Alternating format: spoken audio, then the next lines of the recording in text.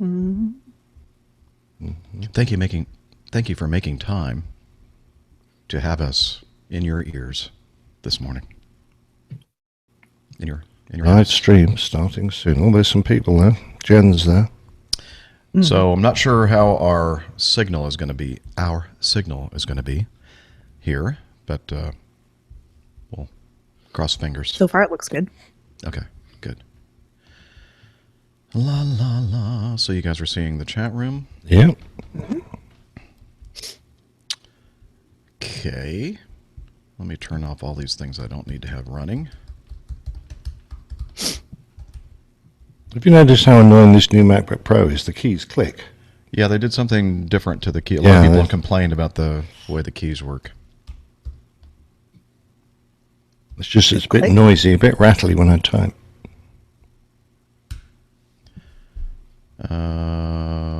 Let's see, I need that one. I need that one. I can quit that one. Okay. La la la. Let's check this sound level for Miss Steph. See how this... Sounds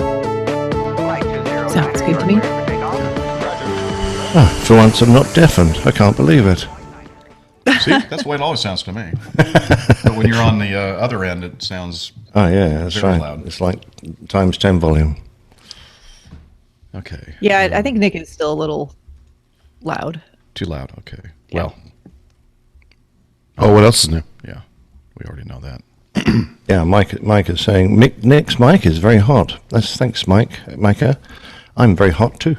Is it still? That's what the girls tell me. I lowered the gain, the levels on him. Is that now talk again? Hello, Peter Piper. I had a very nice breakfast with bacon and a toast. Is that better? Sounds exactly the same. Really? Oh, it's certainly gone down in my earpiece, volume-wise. Very strange. Yes. Okay. I think it's okay. I know, he is very strange.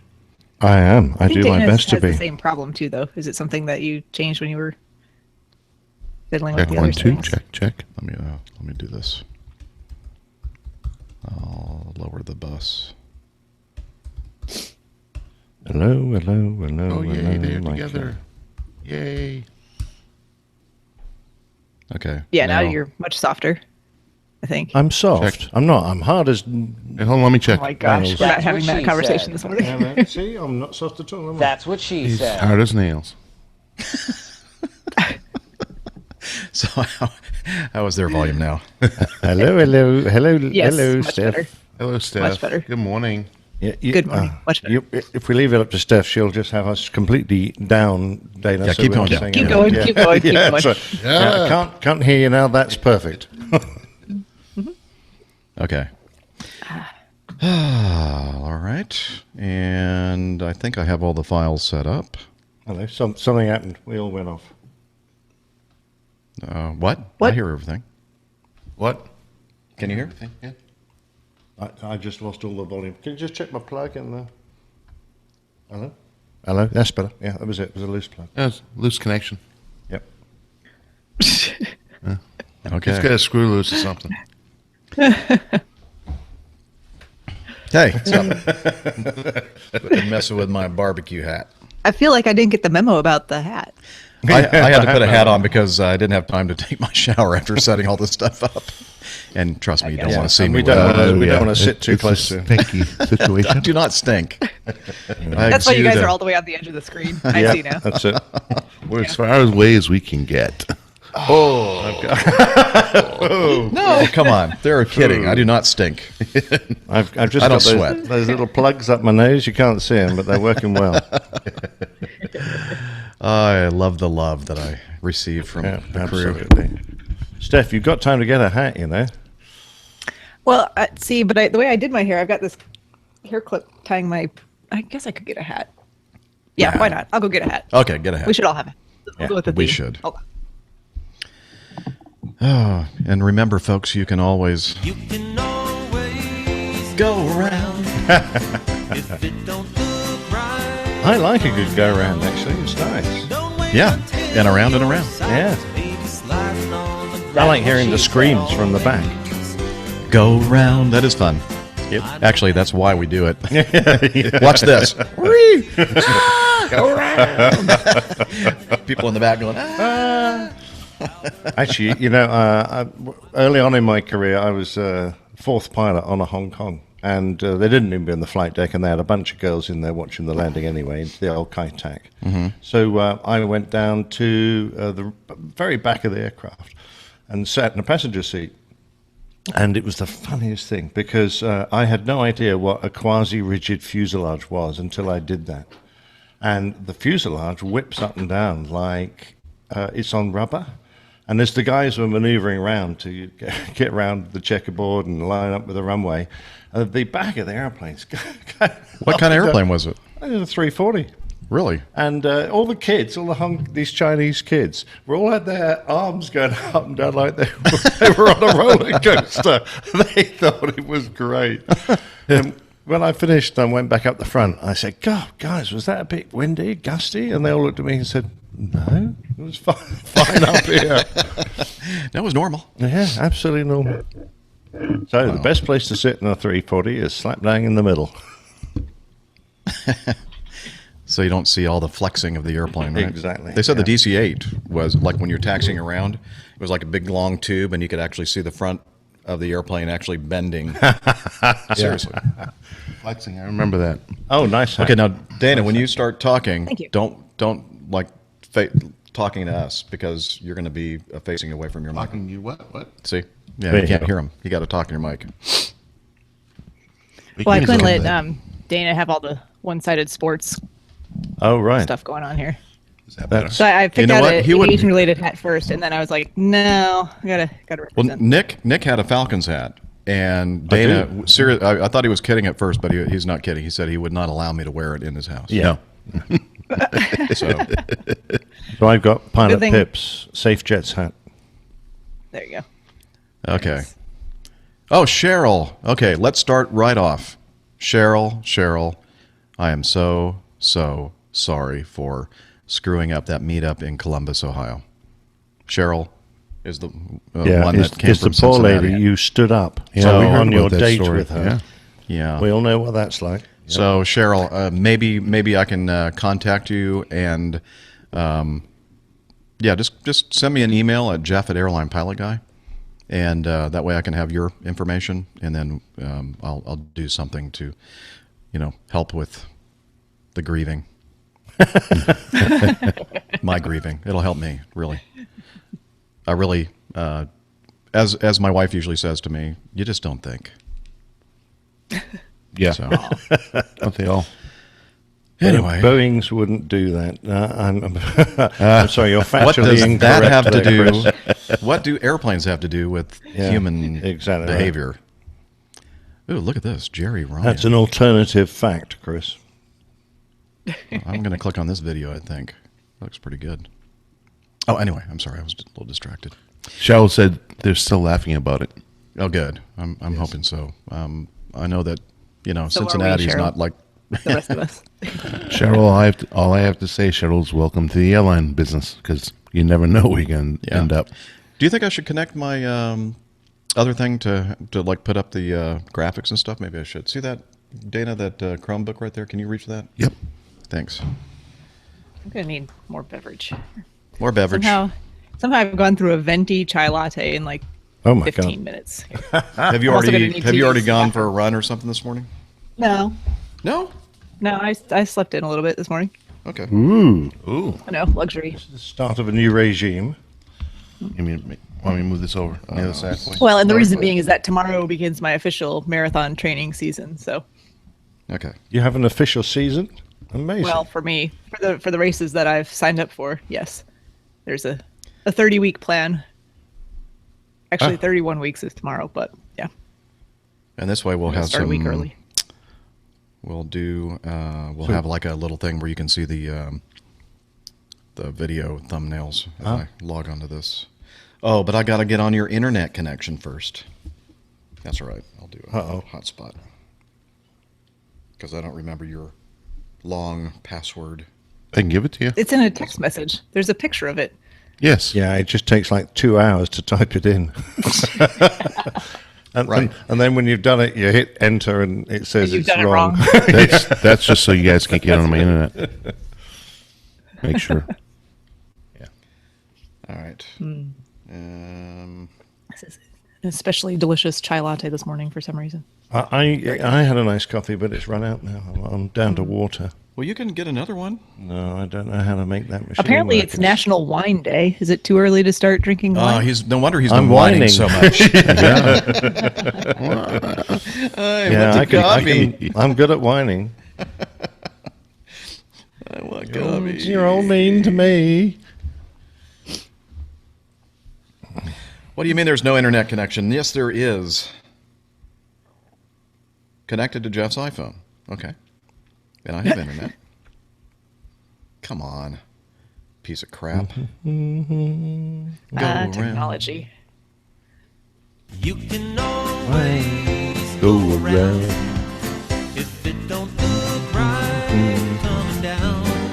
Don't wait until your sides maybe sliding on the ground. You Can always go around. I know better. Come on, everybody. Let's sing. Jennifer says it's going to be one of those episodes. Those But she likes my hat. hat. it's way better than- Oh, right. A certain other sports team hat. That's- We're going green. We're going green. We're gonna take care of the earth. We're going green. Oh, yeah. We're going green. Going green. We're going green. Going green. We're gonna take care of the earth. We're going green. Green Monster. Yes, it's going to be one of those special shows. And what's an earworm? It's It's a something that you little- can't get out of your head. Oh, okay. A tune. Little that- snippet of music. Usually Yes. like one line that just repeats over and over and over again. All right, okay. Dana, used to be the could worst you, ones. should you put those furry dice in your cockpit hanging in front of you? All the time. Yeah, that's a good idea. I like those.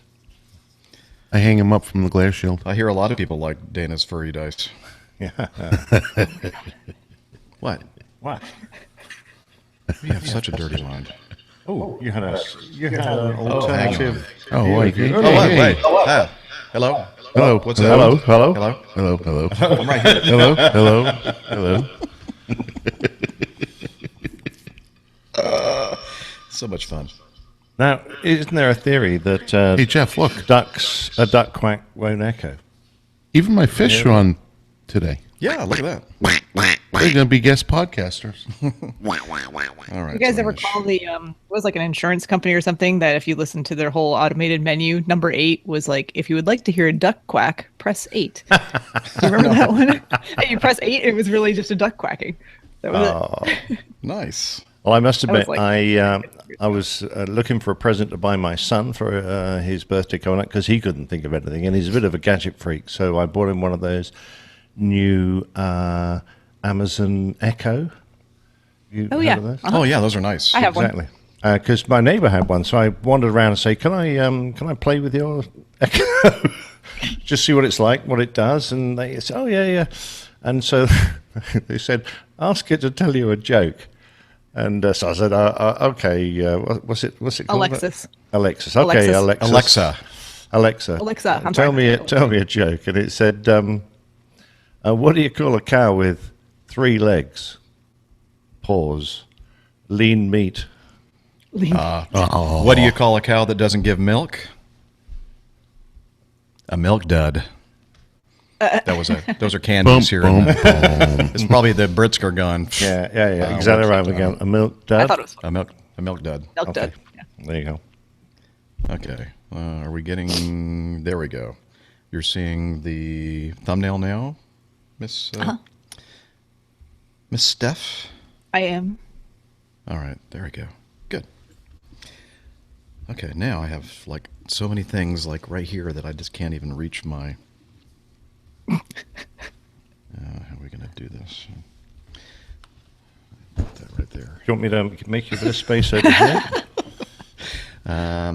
No. Okay. That's good. I just need to I need to figure out a way to get my. Oh shoot. Oh, shoot. Oh, shoot. Shoot. Oh, damn. It stopped. I like that. I like the echo. It's good. There we go. I think this will work. Okay. It's not optimum, but it'll work. Do you think there's any chance we'll get this show on the road? We're going to start right now. Wow. You ready? All right. Only That was very 25 minutes definitive. late. Not bad. even 30 minutes late. That's pretty good Yay. for us. Acme on time. That's right. Yeah, this is Our our, on-time standard window scheduled is departure our time. on-time window is a little bit longer than Yeah. most, but Yeah. you know, Good thing the bonus plan isn't based on Acme's on time. we're getting Yep. bonuses. Oh, that would be nice. I Yeah. can't wait for Thank you. HR to tell me. You're going to get 30% above what you normally get Excellent. in addition. Cool. Yes. You missed the bonus last night with all the great food last night. Oh, yeah, it was awesome. Oh, We're Right. going to food. talk about that here in Yeah. a second. Yeah. Again, don't look at me. Look at your microphone. Just put your microphone right next to Jeff's head. I can Get out go of like his ear. this. There you go. That works. Okay, here we go. Recorder's on. Recorder's on. We're on the air on YouTube, so let's go. Airline Pilot Guy, episode 260. Flight 209, you are cleared for takeoff. Roger. LA, good morning.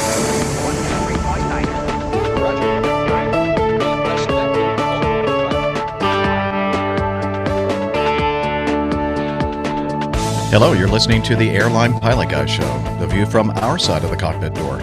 I'm Captain Jeff, your host, broadcasting live from the APG Standby Headquarters, Studio 1B in Smyrna, Georgia. In today's episode, we're going to talk about another little incident with Harrison Ford, an airplane hitting a deer in Charlotte. Let's see, a United pilot ranting about divorce and political things. That, more news, your feedback, and this week's episode of Plane Tales, the Son of Zeus. So get all settled in, tray tables and seat backs in their upright and locked positions. Electronic devices powered on. Flight 260 is ready for pushback. I think you misread that. I did, Yes, thank yes. goodness. Did. They're always messing with my script, ladies and gentlemen. It's not my fault. I don't do it. No, I know, not yet. Yeah. No, I'm a true gentleman. Yeah, you're still on your 6-month probationary period. That's true. So, if you're watching the video, you'll see The video? that the video. You'll see that there are three of us together in Dana's wonderful house here in Smyrna, Georgia, a suburban area of Atlanta, on the northwest side, I guess you'd say, right? Yeah, Northwest side. Yeah. Sure is. So, and we had a great. We'll talk about that in a minute. Well, let's talk about it right now. So, to my right, we have First Officer Dana. Oh, wait, we need to do this the right way. Yes. Let's start with. We'll talk about all this here in a second. So, you know what? We should have done a rehearsal or something. Well, we've only done 260 of them, Jeff. Yes. I know. Yeah. So, Only 260. well, joining us Doctor? Doctor? from South Carolina, we have a doctor, a commercial multi-engine instrument-rated pilot, marathon runner, and so many more things. The beautiful Dr. Steph. Well, good morning to all of you gentlemen. It's nice to see you up and bright-eyed and bushy-tailed so early this morning. If only you We'll knew. talk about why I was doubting that you might be so alert this morning in just a little while, I'm sure. But really, really nice to see all of you guys together. I'm sorry I couldn't join you out there. It just was a little bit last-minute notice on the party, the barbecue, and but it looks like you guys had a great time. I'm excited to hear all about it. And Yeah, we had a great time and enjoyed. Well, we'll talk about it in a second. Okay, before we do that, we also have joining us to my left in person an Airbus pilot extraordinaire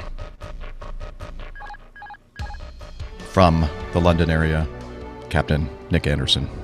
Well, hi, Jeff. Hi, Steph, who's miles away. And hi, Dana, just the other side of Jeff. Lovely to be back on the show. And this very nice kind of morning in Atlanta. So nice to be here, unexpectedly so, because I was called out at the last minute. And the only nice thing about the phone going at 6 o'clock in the morning when I was fast asleep was the fact they said, "Oh, Nick, we're calling you out from Atlanta." And I went, "Oh, okay, that's all right. That's good. I'll get a chance to see Jeff." So thanks very much, Jeff. Lovely to be here. Oh, great to see you as always. It's always nice to see you in person. And also, to my other side, my right side, we have. Didn't really hear the motorcycles in there, did we? Hang on, let's do that again, just to make sure we get the full effect.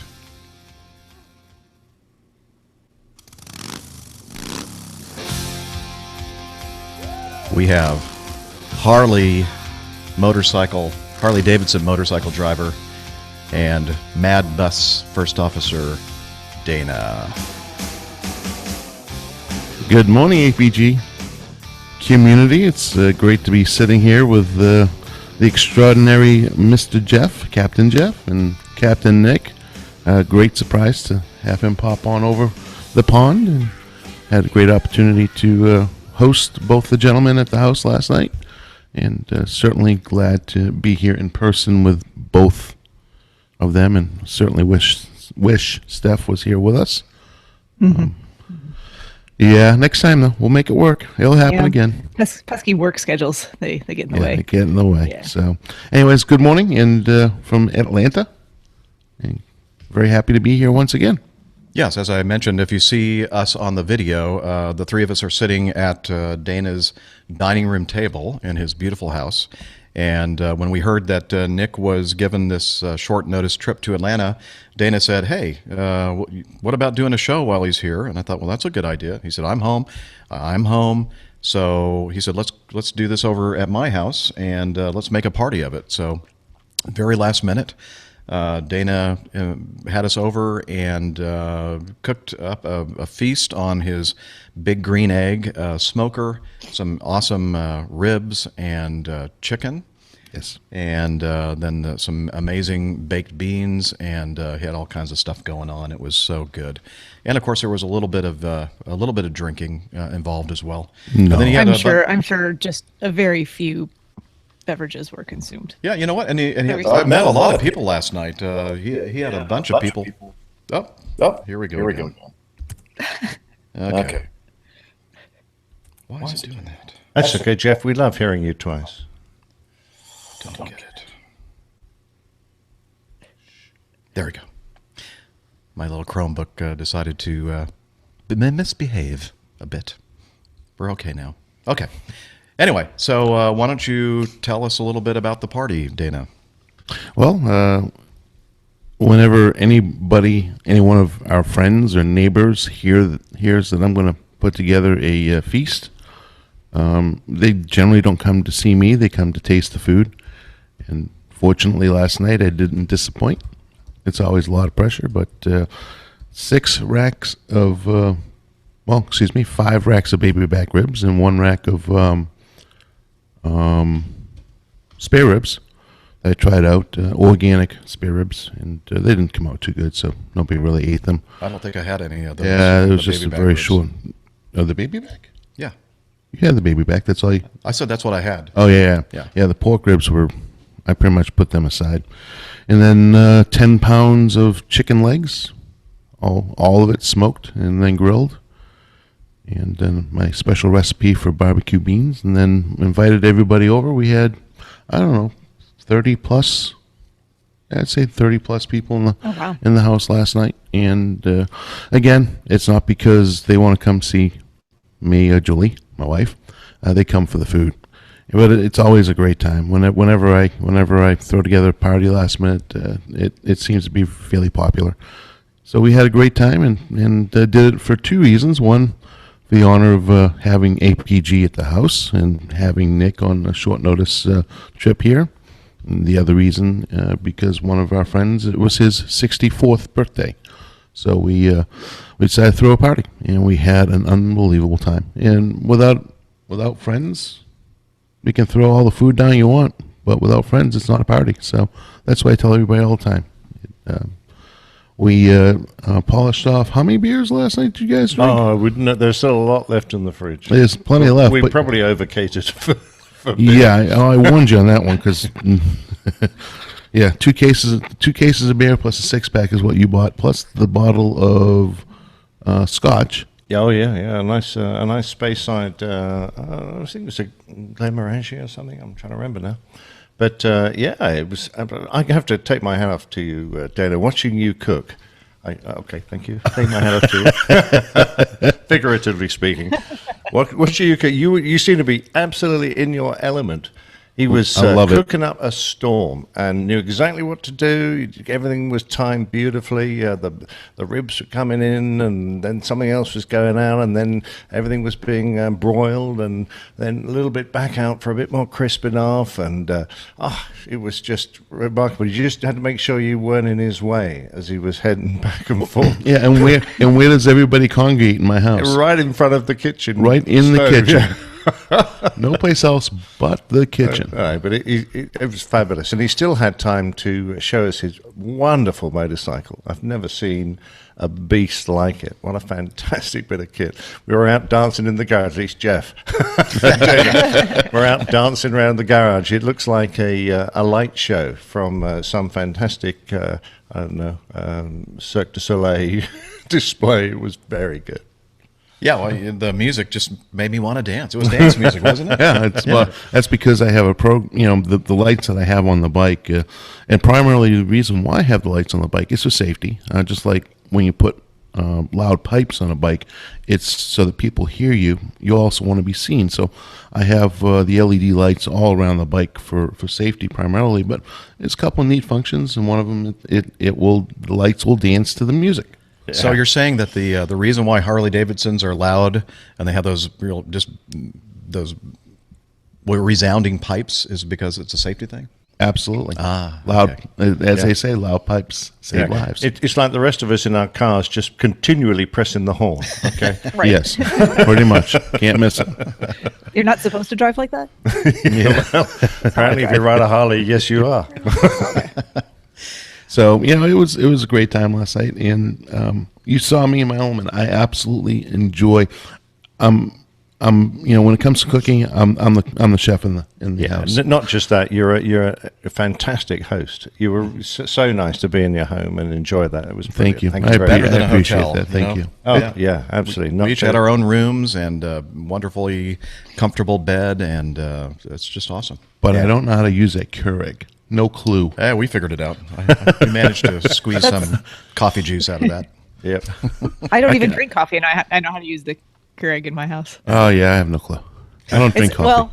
Well, it's very Airbus-esque, right? Like you push the button and coffee comes out. Like Yeah, it has That's right. why I Yes. couldn't figure it out. Simple Maybe functions. it's not That's right. complicated enough. It's not complicated enough. You push one button and it brews. Really? Huh. Well, you have to put.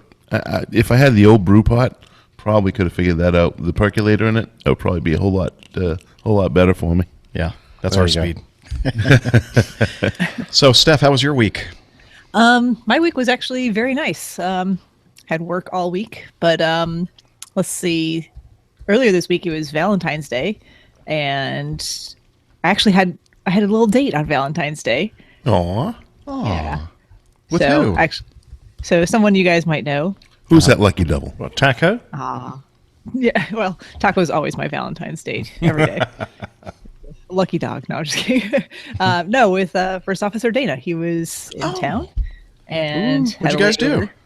So we went over. I picked him up at the hotel after work, and we went over to a place called the Liberty, and they make all kinds of burgers and other Southern comfort food stuff, and have a good beer list. And I think the beverages you ended up having were pretty good as well. Well, you ended up Yes. having some beer actually. I was did. surprised. He was like, "Oh, beer." It's like, okay. And yeah, we enjoyed some really, really nice.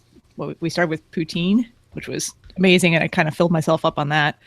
And then I had a big grilled chicken burger or sandwich. And I forget what you ended up getting, Dana, for food. I got a salad.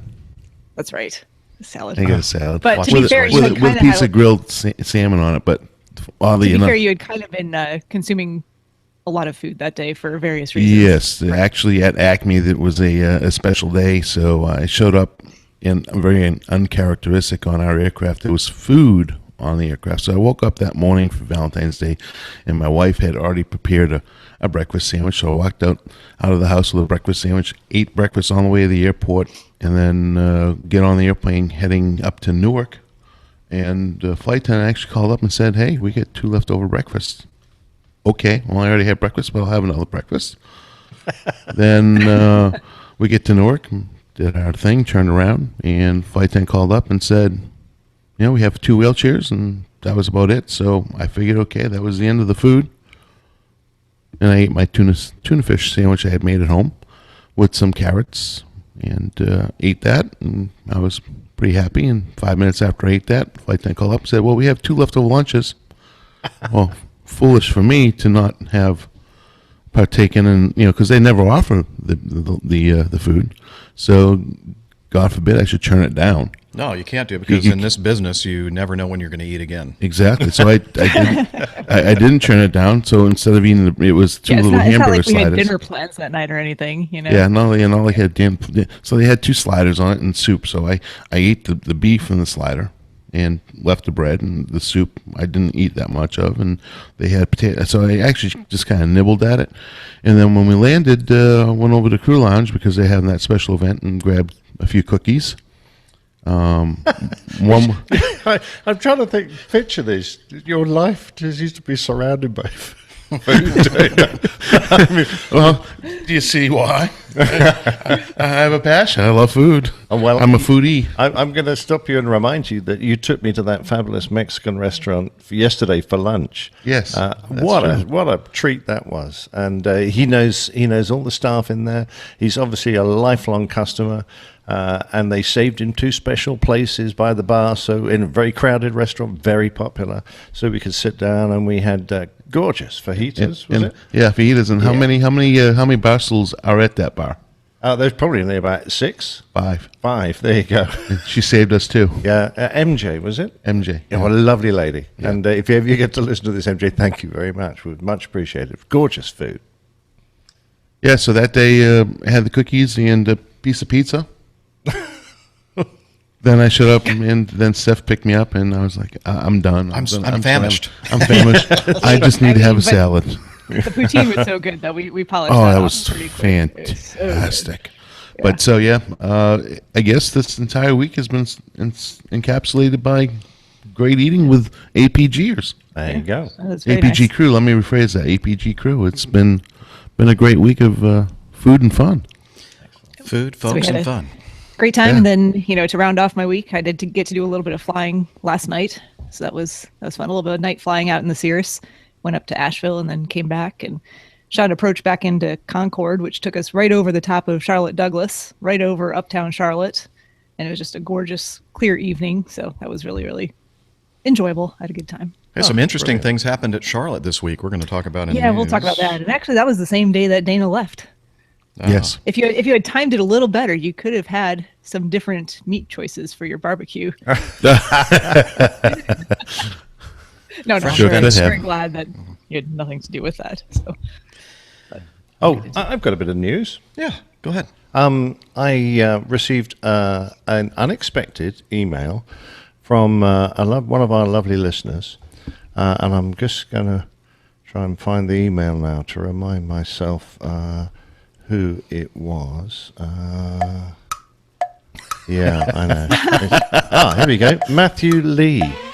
And Matthew is the organising officer for the lectures that are given to the Royal Aeronautical Society in the UK. And he very kindly asked if I would be willing to go and lecture the Royal Aeronautical Society at the RAF Museum at Cosford. Now he plans... wow. So he plans well ahead. It won't be until January the 18th next year, so 2018. So first of all, I was delighted to get that request, Matt. Very kind of you. I'm deeply honoured to go and speak to the Royal Aeronautical Society. It's quite an honour. He'd heard me at the Omega Tau lecture or talk with Marcus, of course, and on the APG, and wants me to talk about that kind of area of my flight. I would imagine that he probably has not heard you on APG, because then they would not have invited you. Good point. Good point. But I will try and keep it clean, Matt. Yeah, I'll try and keep it clean. Speaking of Omega Tau, I heard this voice. I thought, wait, who? I kind of sort of remember that voice, and yes. I thought I know that voice. I haven't heard it in a long time, but it's our own Miami Rick, who was the featured guest on Omega Tau. Yay! Hey, well done, So- Miami Rick.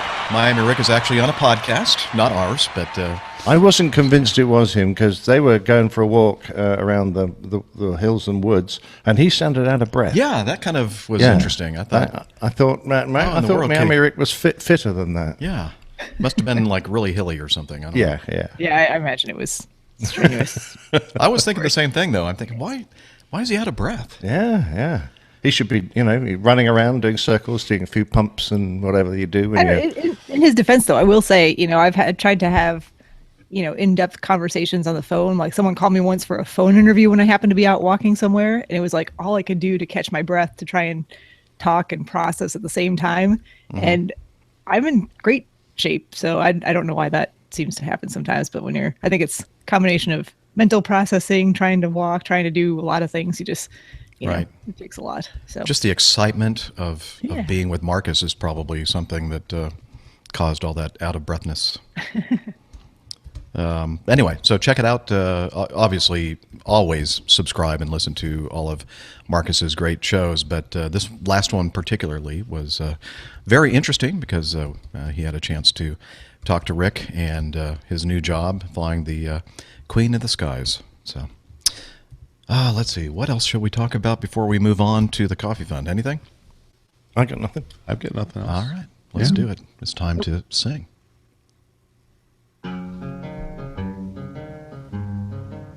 Johnny, how much more coffee? No thanks. I love coffee. I love tea. I love the APG community. Coffee and tea and the Java and me. A cup, a cup, a cup, a cup, a cup. Boy. Oh boy. We love coffee and we love tea and beer and scotch and all kinds of beverages, liquids, beverages, yes. And the Coffee Fund is your way to support the terrible vice and bad habits of the APG crew. No, I'm just kidding. It's your way to help us with offsetting some of the expenses of doing the show every week. And so we have a couple different ways to do that if you have the resources to make a contribution and become part of the Coffee Fund cadre. And the first is the Coffee Fund Classic Method, and since the last show, we had Stuart Thompson up in Canada, I believe, contributed. Thank you, Stuart, for your contribution to the Coffee Fund. One of the perks that you get when you're a contributor to the fund is you have access to the crew log, Captain's Log, APG crew log that we do on occasion. And I just put out one a couple days ago. I flew with a relatively new co-pilot at Acme. She was hired in August, and we had a good time, and I had a chance to do a really quick interview with her. And so if you want to hear some of these not coffee, but captain's logs or crew logs, that's one of the perks of contributing. So consider it if you don't mind. Another way to contribute is to become a patron of the show via Patreon. And since the last show, we don't have any new patrons, but that's okay. We got a bunch of you out there, and we do appreciate your per episode contribution to our effort here. So again, if you have the resources to do so, please consider supporting the show. AirlinePilotGuy.com/coffee.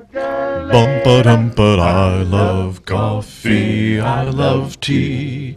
I love the Java Jive and it loves me. Dana's not singing. Coffee and tea and Java and me. A cup, a cup, a cup, a cup. Yeah, you don't want me singing ever. yeah. You know, by the way, Still part of the fun, Dana. Micah said my mic is a little hot. There you go. Is that better, Micah? That's what she said.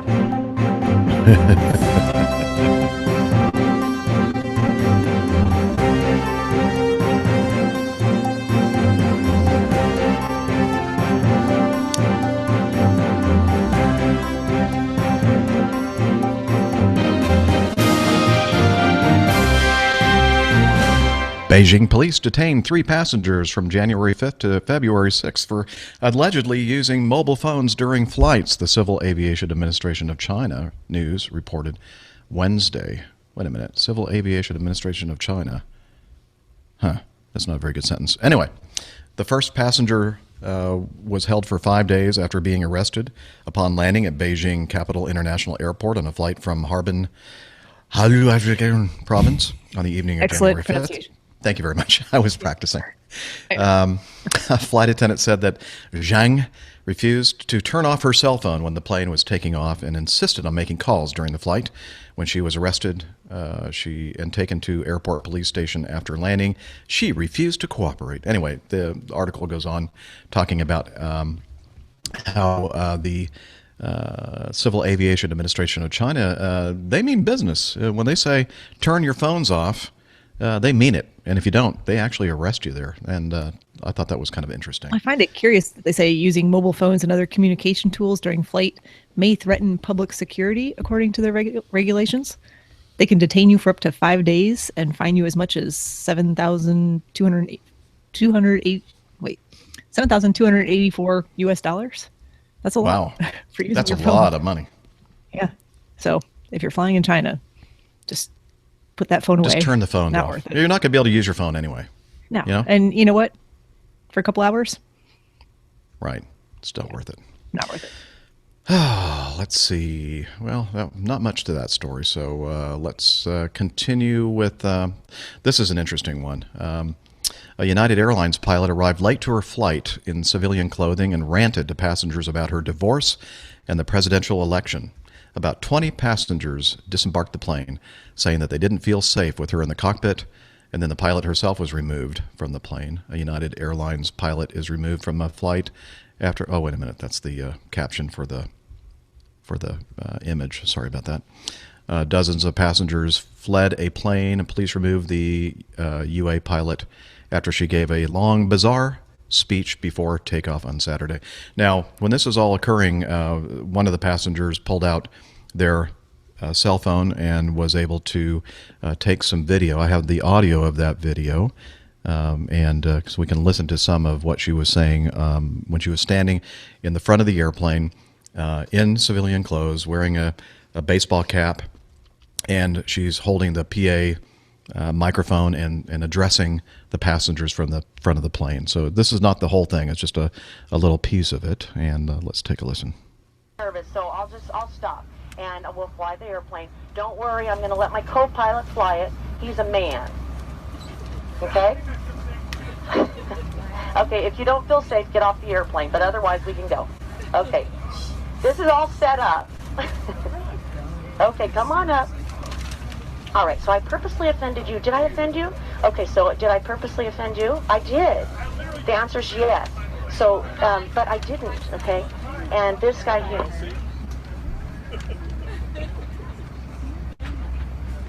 And that's kind of it, that she just stops talking. These people are trying to get off the airplane. Apparently she made some kind of a comment to an interracial couple that was not taken well. And when I think one of the passengers said when she started talking about, ranting about Donald Trump and Hillary Clinton, he thought, okay, that's enough. I'm out of here. And about 20 of the passengers, as the article says, basically said, no, thank you. I don't want to take this flight if she's going to be the captain. What do you think about this?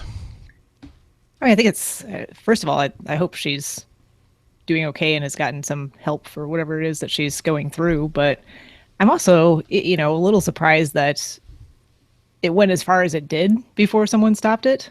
I think that's the biggest thing that stands out to me. I mean, she's getting on the plane to work, but not in uniform. So big red flags there. I don't even know where that would be allowed, Yeah, it's just, there's a lot of bizarre things about it, but Yeah, most she of all, said- I hope she's getting help Is it that she okay if needs. I, wear my uniform? What did she say? My cute little She uniform? took a poll, I think, to see if they wanted her to change into her uniform. By the time you finish with the poll, you might as well have just gone, into the bathroom, changed into your uniform, whatever, and looked like a regular pilot, and stopped talking to the people and scaring them, because it just doesn't sound like she would. Not only was she not physically She was not fit to as- fly. Yeah. No, she was not mentally fit to do this, operate this flight. But Not. what do you think, Dana? Now, I was responding to some of the chat room. Well, don't do that. No, I'm not allowed to. Nobody wants to hear from me. Don't feed the trolls. I'm trying not to. However, did you mention she wasn't in uniform? He's not even paying Yep. attention No, to what I we're know. saying. We're like, he's sitting like 2 feet away from me, and he can't even listen to me. That was like the first That's thing. the story I of my said. life. What was that you said, That's what a Jeff? good first officer does. They kind of tune out the captain. Unless All it's right. something important. Thanks for joining us. It was a great show. Hope everybody has a great weekend. I'm sorry, I was responding. People want to know if I was going to Pittsburgh. Well, why don't you just tell them now? Okay, Dana, are you going to be going to Pittsburgh? Unfortunately, not. Why? Well, because that same time I'm going to be leaving to go on a cruise to the Southern Caribbean out of San Juan, Puerto Rico. So yeah, that's why I won't be there. If it was any other time, I would have been there. And if it was something that I could actually move one day, I would be there. However, I can't. The cruise ship's going to sail with or without me. I prefer with me, with a margarita or a daiquiri or pina colada or Stoli or bourbon in my hand, something like that. See, yeah. isn't it a lot easier Yeah. just to talk about it instead of typing? Yeah, it is. I mean, yeah, sorry. No. You know what? The chat room does go off on tangents. And They no, do. we're not calling you all trolls. No, I did. Jen, I called you a troll. Oh, well, There. I laid it down right there. No, I'm just kidding. Yeah, so yeah, I really was excited when Captain Jeff said, "Would you like to join us in Pittsburgh?" And I said, "Yeah, of course, I'd love to. Thank you for considering inviting me." And he told me the day, and I'm like, Actually, I waited until I knew he was going to do a I cruise. said, if you'd told me 1 week earlier before I booked the cruise, My timing was perfect. I would have gladly moved my vacation 1 week. Didn't have to be that week. Oh, well, there's always next year, right? Unless we make complete fools of ourselves and uninvite ourselves from future Everything. rings over Pittsburgh's. I think there's enough air shows in America for us to There go to might be, each yeah. one at least once. Very much so. A good chance of that. Hey, you know what? Right now the people in the chat room may not like me, but there's one person that does, and I think Liz sent this. She used some kind of a little thing called MakeTrumpDraw.com, and President well, have you seen Trump- this? Have you seen Yes. the Twitter feed, Trump draws or Donald draws or No, whatever it is? they have a special feed? There's a whole. Someone's doing a whole Twitter account with these, and Okay. they're very, very humorous. No matter what your political leanings are, Yeah. you should check it out. But Yeah, so he's holding up a, I guess it was like some kind of One a of the executive executive, order that he had signed. But his executive order that he's showing to us right now, it says, I, LUV, love, with a little heart, APG, and a little airplane was drawn there as well. So can thank you show that President on the Trump. other screen? Does that come up? Let's see. Maybe. I might be able to do that. think- Let's see. It's so cute. Bear with me. Okay, what point are we right now for editing? I'll figure it out. Yeah. I think you just put the point in. You said, what point are we for editing? Well, it's complicated. Oh, It's complicated. I'm glad it's you and not me. I can barely turn a computer on. Let's see here. Dun, dun, dun. And let's have some music while we're. Oh yes, ambiance. Yeah. I don't, Do you have I some don't any presidential music? No, I don't. Oh, well.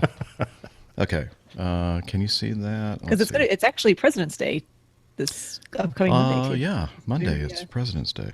Very appropriate. So I guess Okay. all the cars will be on sale. Yes. Anybody need to buy a car? appliances? Anyone need like yeah. a washer dryer? Yeah. Yeah. Why is that not working? Come on. It's where I see it Come now. You just on. have to I know, but I'm trying to make it actually Animate. play. animate. Yeah, it's not playing. Come on. Oh. Come on. Come on. No, he's not playing. Yeah, my He's in little. a sulk. He's My not little- playing with himself publicly. Yeah. Let's see. I'll put that on the screen. All right. President Trump, please continue. No, it's not going to work. Oh, now it's gone completely. Oh, Wow. That was great. sorry. Terrible. I'm suggestion on so my part. glad we did that.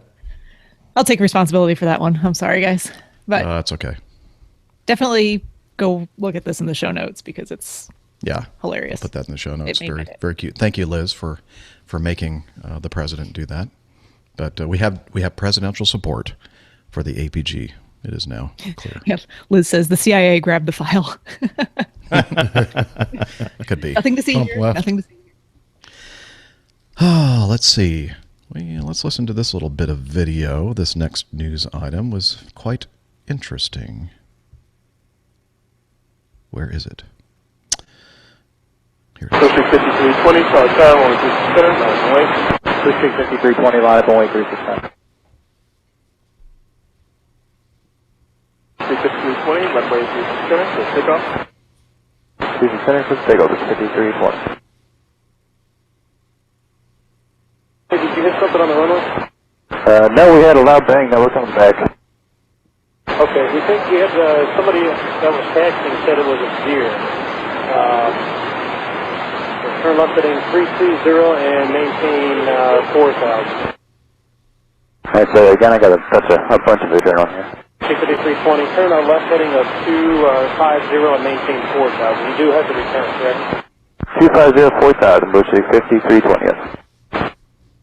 Bushwick 520, fly heading 250, time maintain 4,000. Contact departure on 132.7. Alright, 32 sub, Bushwick 5320. 875, turn right heading 090. 090, I'm on the climb out. We're getting some multipath. It sounded like somebody in the non-com band be below 92 if they go on and talk to them about getting a filter. What? I heard before some people saying that they were picking up a news station or something like that right around there. Well, you know what? It could be news. It was definitely somebody talking, but it almost sounded a bit on the religious side from what I could make out, so it might have been news. Omne Patre et Filii Is et this the same Spiritus thing? Sancti. No, that's not what it would sound like in Fly Charlotte. by to see if there's any damage that you guys can see from our gear or anything. 5320 Charlotte Tower, wind 3405, runway 36 right, cleared low approach, we'll let you know. 5320, roger, cleared low approach, thank you. And Tower, Booster 5320, can we get Mr. Coast instructions now? Booster 5320, after the low approach, you can climb and maintain 4,000 and turn right, heading 120. 120 up to 4,000, Booster 5320. Booster 5320, you are showing you're trailing some type of vapor or something off the right-hand side.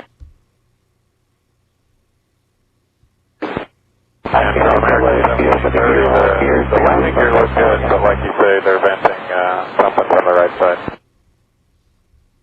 17, correction aircraft, and you said definitely venting something from the right side?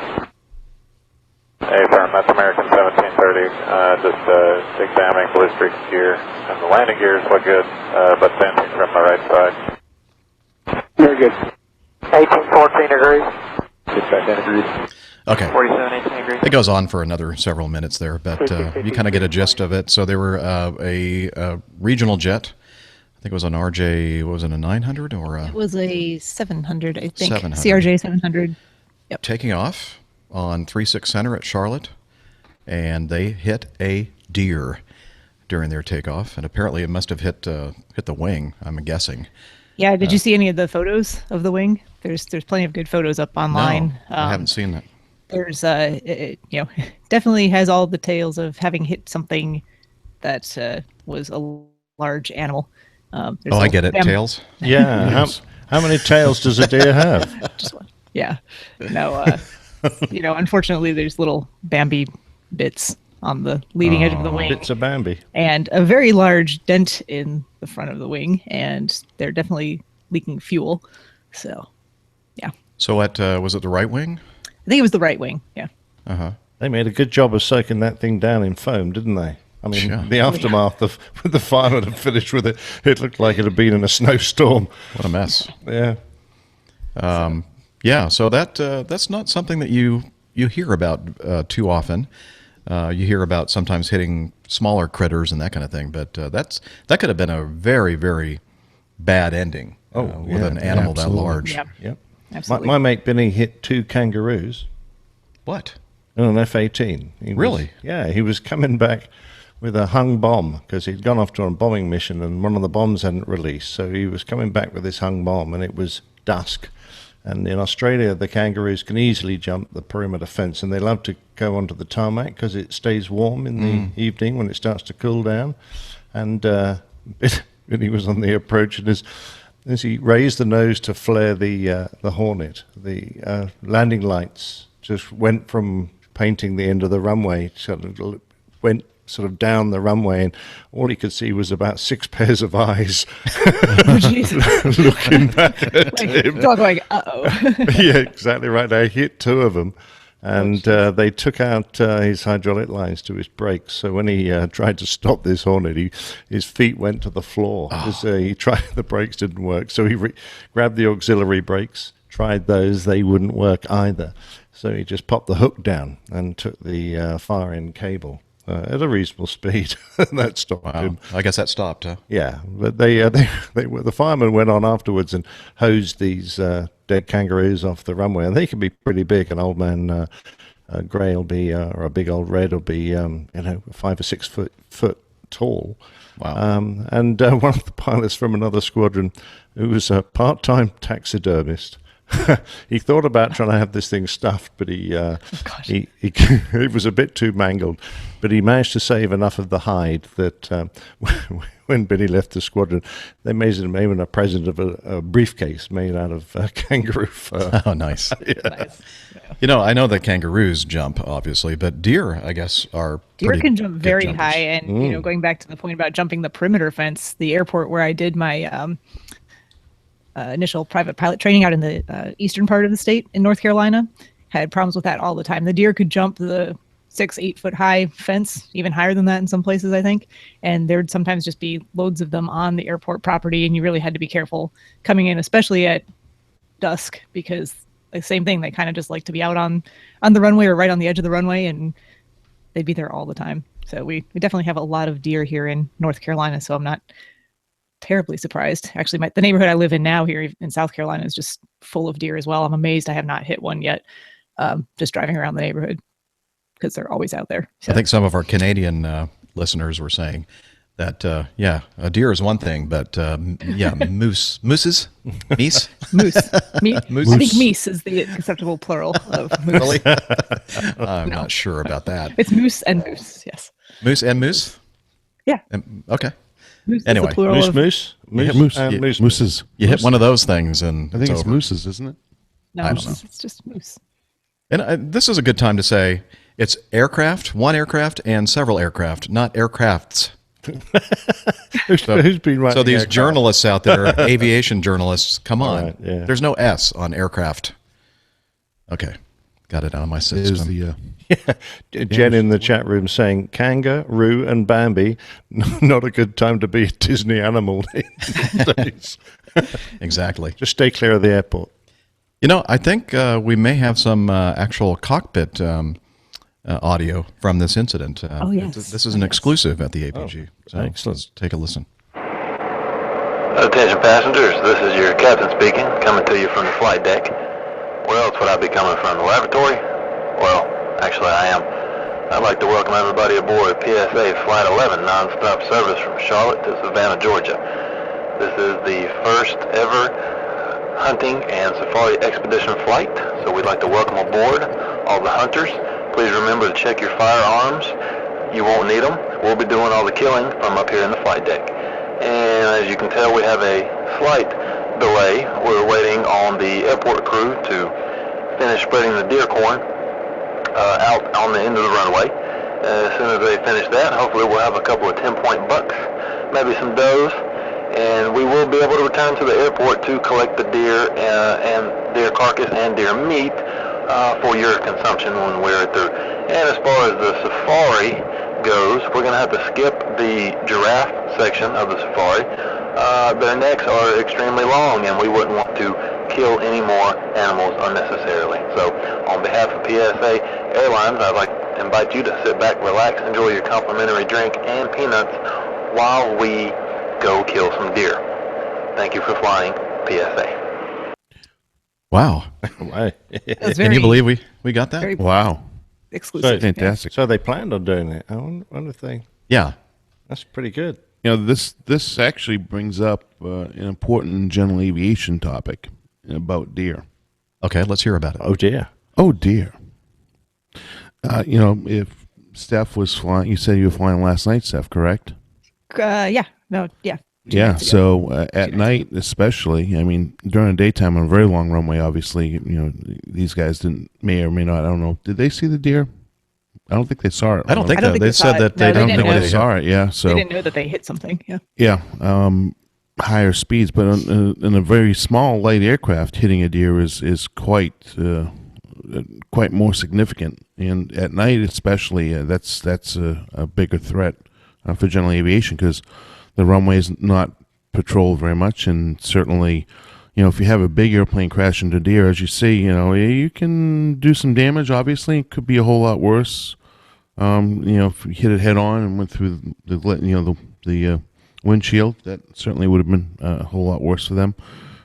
But in the big scheme of things, as it turns out, it's not a big deal. But if that was a small GA airplane, that would be devastating to the airplane and non-survivable in most cases. So at night in general aviation airports, deer, you know, there's really nobody there. So to monitor the runways. Yeah. So that's a real threat at night. You've got to be careful for cows jumping on your car as well. Yes. I mean, And flying donkeys. no. I'm actually a bit serious. Cows. One of my wife's relations who lives in Cornwall, which is part of the UK where there are sunken lanes. So the lanes are well below the level of the fields either side. So you can be driving along and you might be beside a bank, sort of 6 or 8 foot high. And she was driving along and a cow jumped over the fence in its field and landed on the top of her car. So, That'll get your attention. yeah, that would get you. Nearly killed her. Poor. Oh my. Oh dear. Yeah. Holy cow! Well, Holy you cow! know, Holy cow. And this, Holy cow! Dung. yeah. Yeah. But you're right. You know, small general aviation aircraft. I think everyone's familiar with what deer can do to cars. You know, we've all seen And car cows. and cows. I think And yeah. kangaroos. Kangaroos. Yeah. It's just Depending on your part of the world, but yeah, you're absolutely right. It could be a very. I want to know if anyone has been flying a float plane and hit a whale. Oh, that would be a tail. Or a flying fish. Or a flying fish. I get it. Yeah. Wait a minute. That tail would be a fluke. It would actually.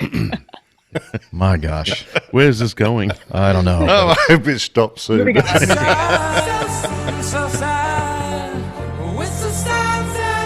It's a sad situation. Yep. All these puns. It Very is. punny. Very punny. Yeah. Hey, speaking of punny, no, that's not punny at all. Harrison Ford is in another incident, this time at the John Wayne Orange County Airport. And he was coming in to land. He was cleared to land on 20 left, and he mistakenly aimed for a taxiway instead.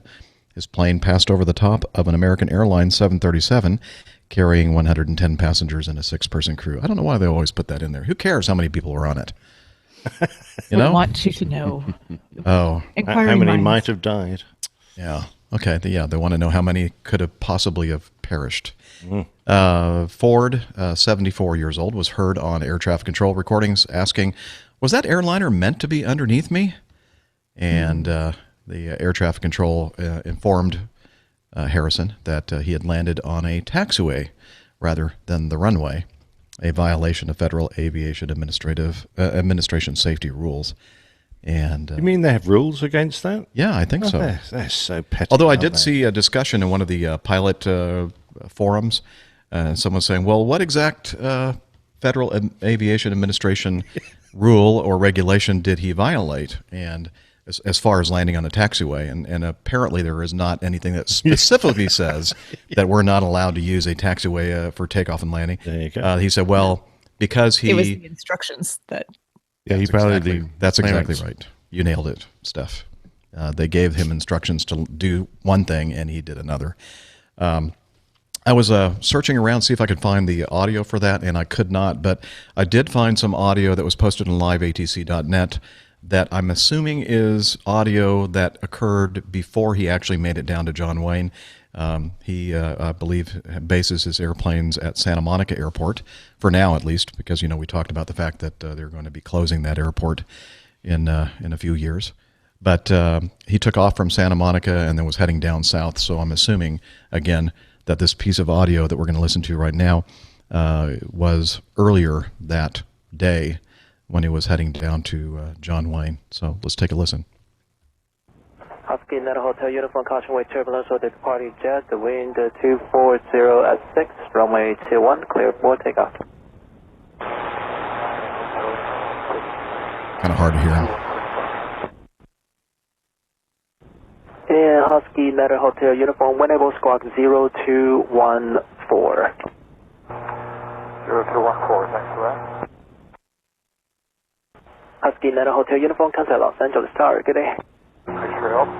And LA helicopters, or LA Husky 89 Hotel Uniform is 2600 descending 2500 over Santa Monica VOR for the mini route. Husky Neta Hotel Uniform still with the Santa Monica Tower, LA Tower on 119.8, please. Oh. Haven't done that one before. LA helicopters. Husky 89 Hotel Uniform, 2,500 feet mini route. 89 Hotel Uniform, LA Tower. Ident, clear to the cross over, to the mini route south, maintain VFR 2,500, Los Angeles altimeter 3004, your radar contact. Over Santa Monica, 2,500. 2004 on the meter, 89 Hotel Uniform, clear to the cross. 89 Hotel Uniform, New Los Angeles, class over, airspace radar services terminate, remaining of plus squawk code to contact, also on tower 121.1. 21.1. And just a reminder, when we're playing these liveatc.net recordings, they're not always very clear because these are private citizens that have set up scanners and are recording these communications. And trust me, this is not what we are hearing when we're actually flying. Everything is nice and clear usually. But unfortunately, this is the best we have to work with, these private scanners that people have set up. So let's continue. Hawthorne Tower, Husky 89 Hotel Uniform is mini route 2,500 feet.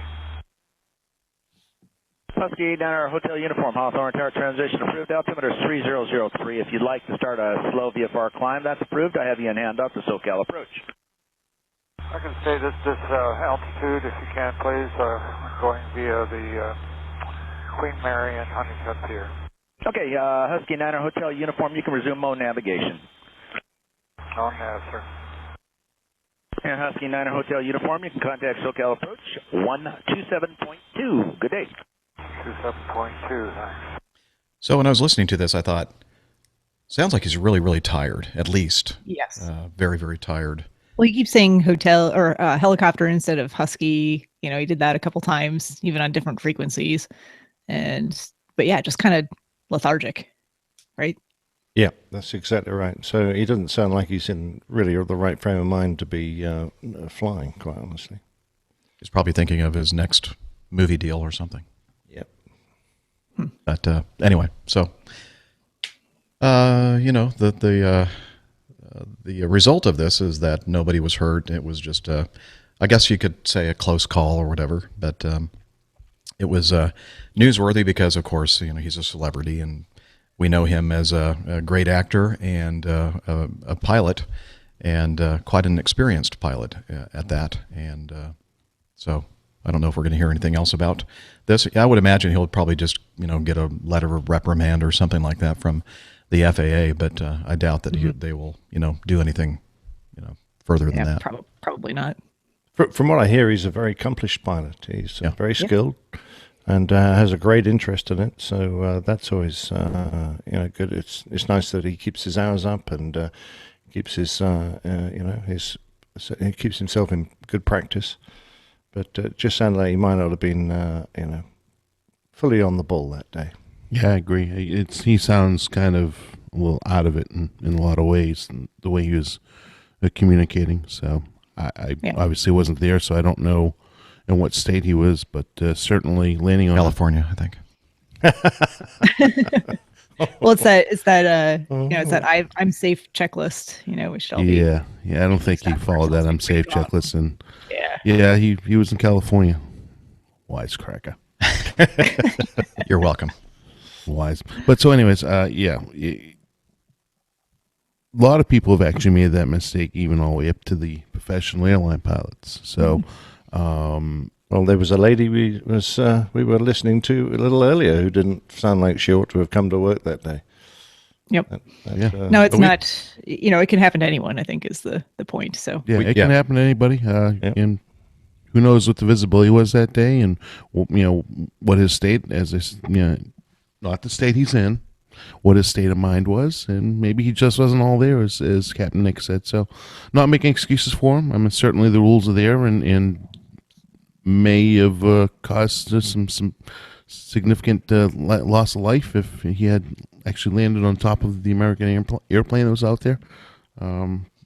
But inexcusable. I don't. Everybody makes mistakes. Just you hope you don't make the mistake. And I don't know what will come of it from the FAA, but certainly he'll get a slap on the hand for sure. Maybe a suspension of ticket. Who knows? It's up to them to make that call. Exactly. Hey, we today, the 18th of February, is a meetup over in the Netherlands, and I received a message from Neville. You've heard of Nev, right? Of NevTech. Mm-hmm. He says, "Good morning. Everyone sends their regards to you from the Dutchy meetup, Jeff." So, hello, everybody. Probably after the fact, they're busy with their meetup right now, and they're not watching and paying attention to what we're doing here, as they shouldn't. They should not be doing that. Enjoy your company there. Yeah. Yep. Yeah. In amongst the windmills and wearing your clogs and whatever else you do over Wooden there. shoes. Yeah. Yeah, that's it. I think they're sticking fingers in the dike or something. Yeah. So I hope they have a good time. I'm sure we'll hear, a report, from them at some With point. Neville there, I'm sure we'll. Yeah. Neville, it's your job to send us audio feedback for these things. So yeah. I'm sure he's well on that already. So. Yes. All right. I think that's all I have for news, unless you want to talk about anything else. No, Jennifer made a good point, though. He's a big advocate for general aviation, and we need a lot of those. Nev? No, Jennifer. Oh, Harrison Ford. We're back to. Oh, okay. Yeah, no. I was just reading. You said don't respond on the live chat, so now I'm responding. Oh, okay. So I thought we were talking about Nev. No. But he's probably a big advocate for general aviation. Anybody that can advocate for general aviation, Yes. it's a very much dying industry because of the costs associated and the regulators out there. And, of course, people complain about noise, and they move next to an airport that was already there, and then they complain about it. So, they're fighting a losing battle in a lot of cases. So, having advocates, even if they do make a mistake every once in a while, I think is really appreciated, and we should support him and whoever else wants to advocate for our general aviation folks. So, I digress. Continue. I guess the best way to support Harrison Ford would be to go to see the latest Star Wars, right? Or is he in? He's probably not in that Wasn't one. he killed? He was killed. Oh. I don't think he's going to be appearing in any He was others. killed by his son. Oh, okay. Well, forget that then. I haven't seen any of this stuff, so thanks for the spoiler. No, wait. Rogue One, he's not in that one, right? That's the latest one that's out right now. I have not seen that one If yet. you haven't seen any Star Wars, Steph, and I find it hard to believe you haven't, you've got an awful lot of catching up to do. And by the time you get to that one, you'll have forgotten everything. I've seen the original 3 and then the 3 after that, which I don't remember very well, but the original Star Wars, very nice. Ah, right. Okay. She's a purist. That's right. Okay. Well, now it's time for the best part of the show.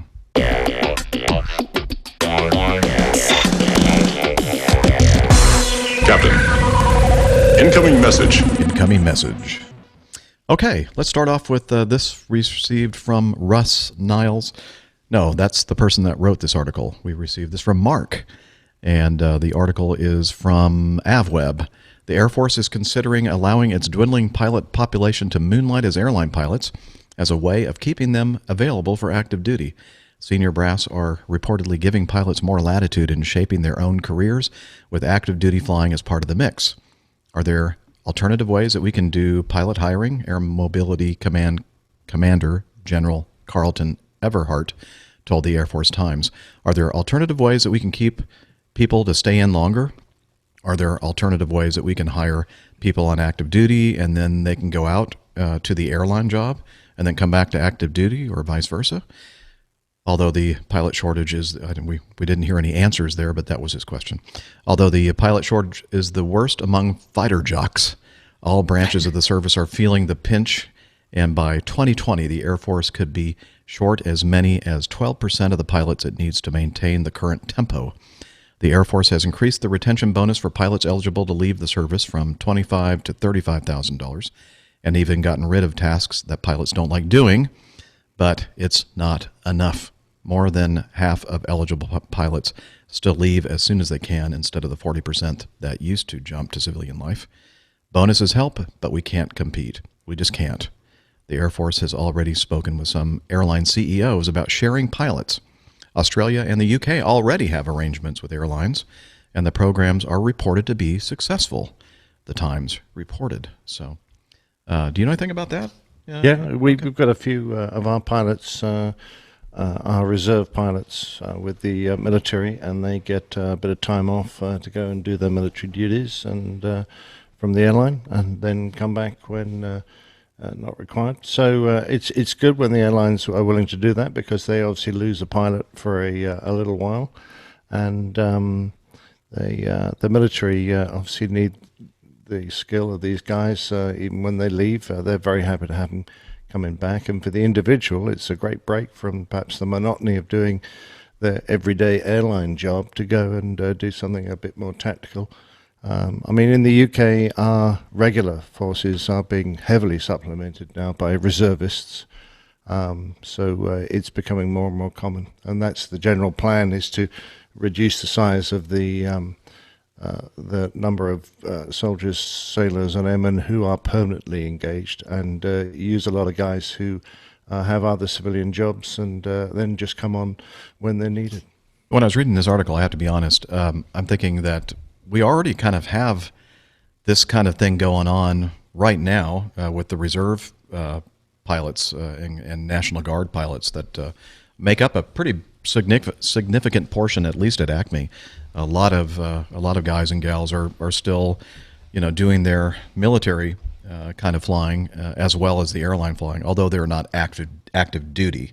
So I guess that would be the difference here with the plan that they're trying to come up with here, so that the people that have active duty commitments, like I had, could actually fly for the airlines at the same time and kind of share, Yeah, I mean, it works very well with our medical personnel who will be, working on a National Health Service hospital 1 week, and the next week they'll be out in Basra patching up wounded servicemen. So that's been extremely successful, and I'm sure that it could be well managed if a country put its mind to it.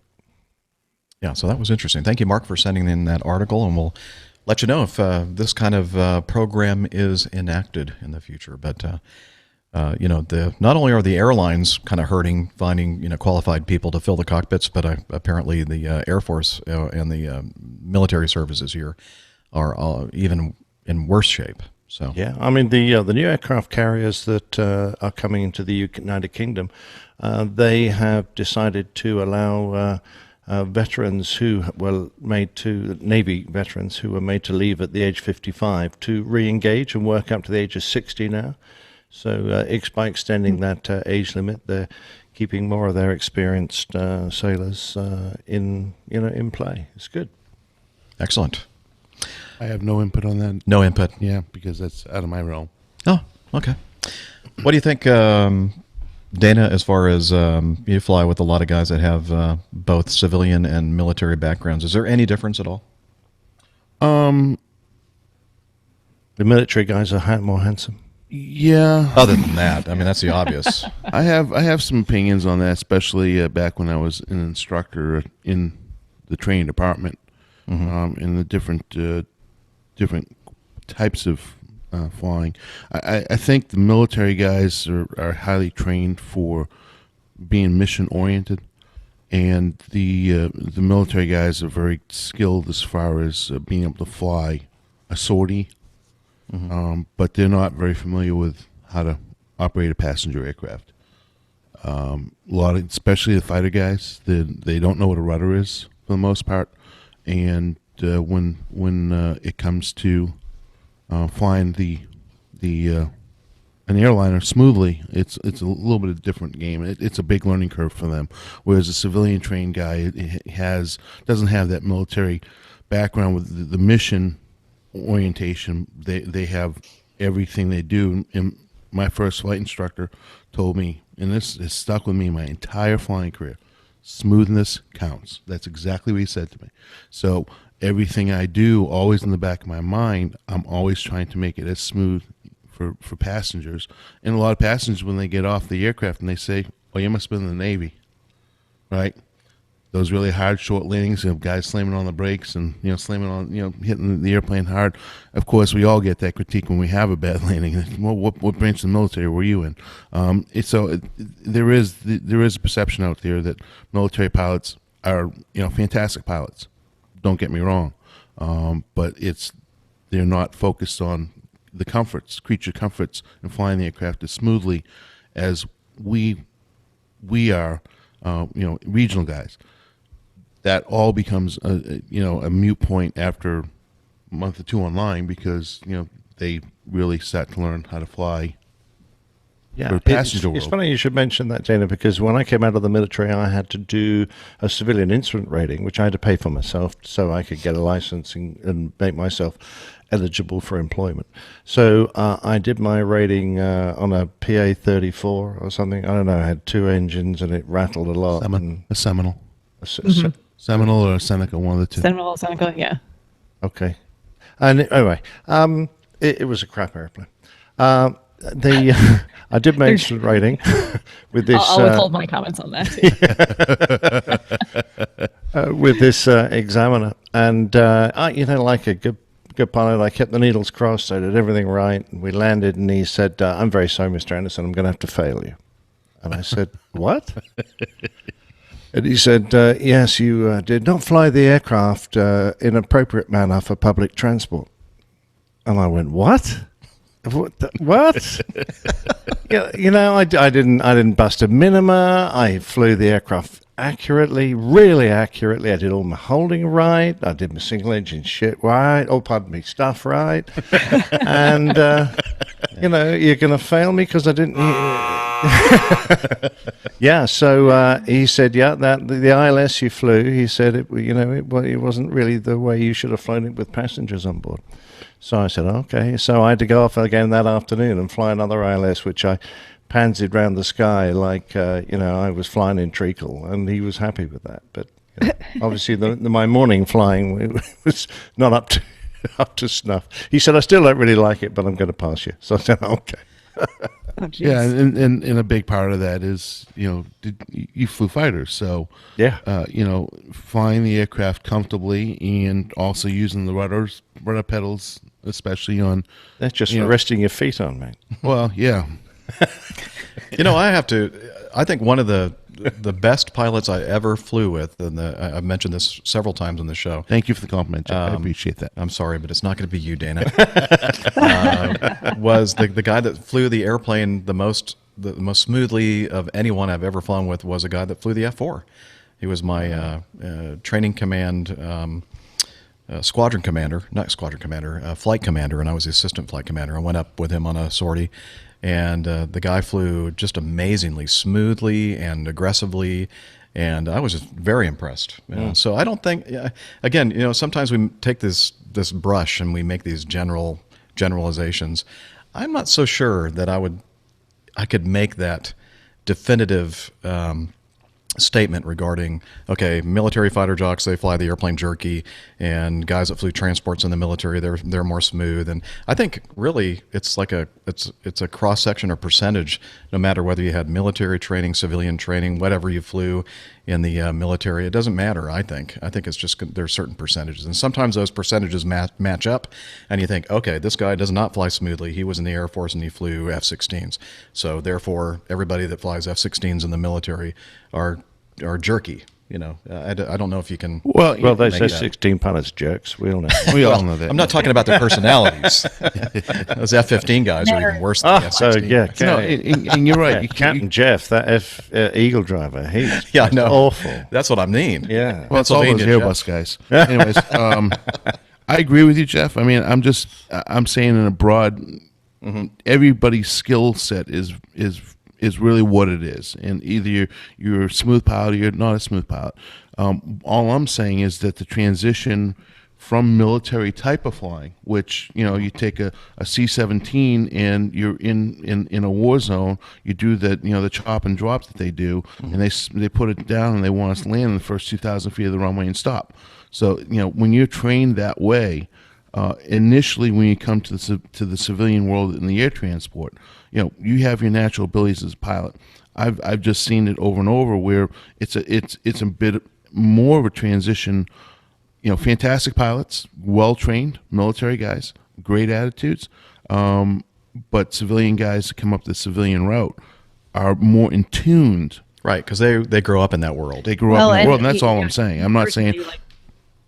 When I was doing my commercial training, there actually really was a big emphasis on doing the maneuvers as smoothly as possible, imagining that there was someone in the back with you, and you don't want to upset them in any way, make them sick. There was a lot of emphasis on, do the maneuvers correctly, do everything, fly the approaches correctly, all that. But it was always kind of there, either being said explicitly or unstated. This needs to be, you want to fine tune it. You want to take all the rough edges out and make it comfortable for whoever's flying with you. Yeah. And it would be like if I went to go fly the C-17, which is a transport category aircraft, I could probably fly the living daylights out of it, but I couldn't fly it the way the military wants me to fly it. Yeah, and it would take me a little bit of time to learn it. So that's all I'm saying. It's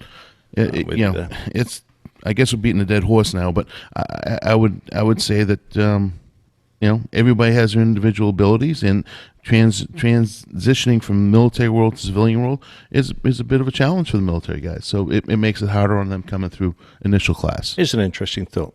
Yeah. 3 times world gliding champion. You'd think that would be a pretty smooth pilot? Yeah. And he was. What are they doing in their glider, though? I hate playing with a stick. But I mean, I think gliding. I have to ask Marcus. Sorry, I think glider pilots have to be pretty smooth. He was my flight commander on my first Air Force squadron at the same time. So he was flying F4s and doing so, of course, very aggressively. But on the other hand, he could turn on his gliding skills and do so well that he won the World Open Gliding Championship 3 times. Yeah, I mean, it's all in what you're exposed to, really. Yeah. Yeah, I think it also, a lot of it has to do with the fact that you have to have the will and desire to fly the airplane smoothly and have concern for what people are feeling in the back of the airplane.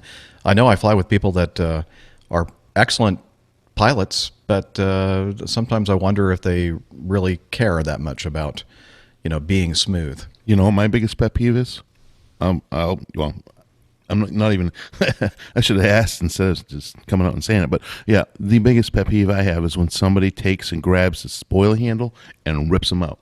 I mean, pulls them straight out without any concern for because when those things come out and you're doing 300 plus knots, it's pretty dramatic. And when you just rip them out and then put them and drop them back in, it's very uncomfortable. You can throw a flight attendant up against the ceiling. Yeah, absolutely. It's terrible. And I've seen a lot of guys that just do that.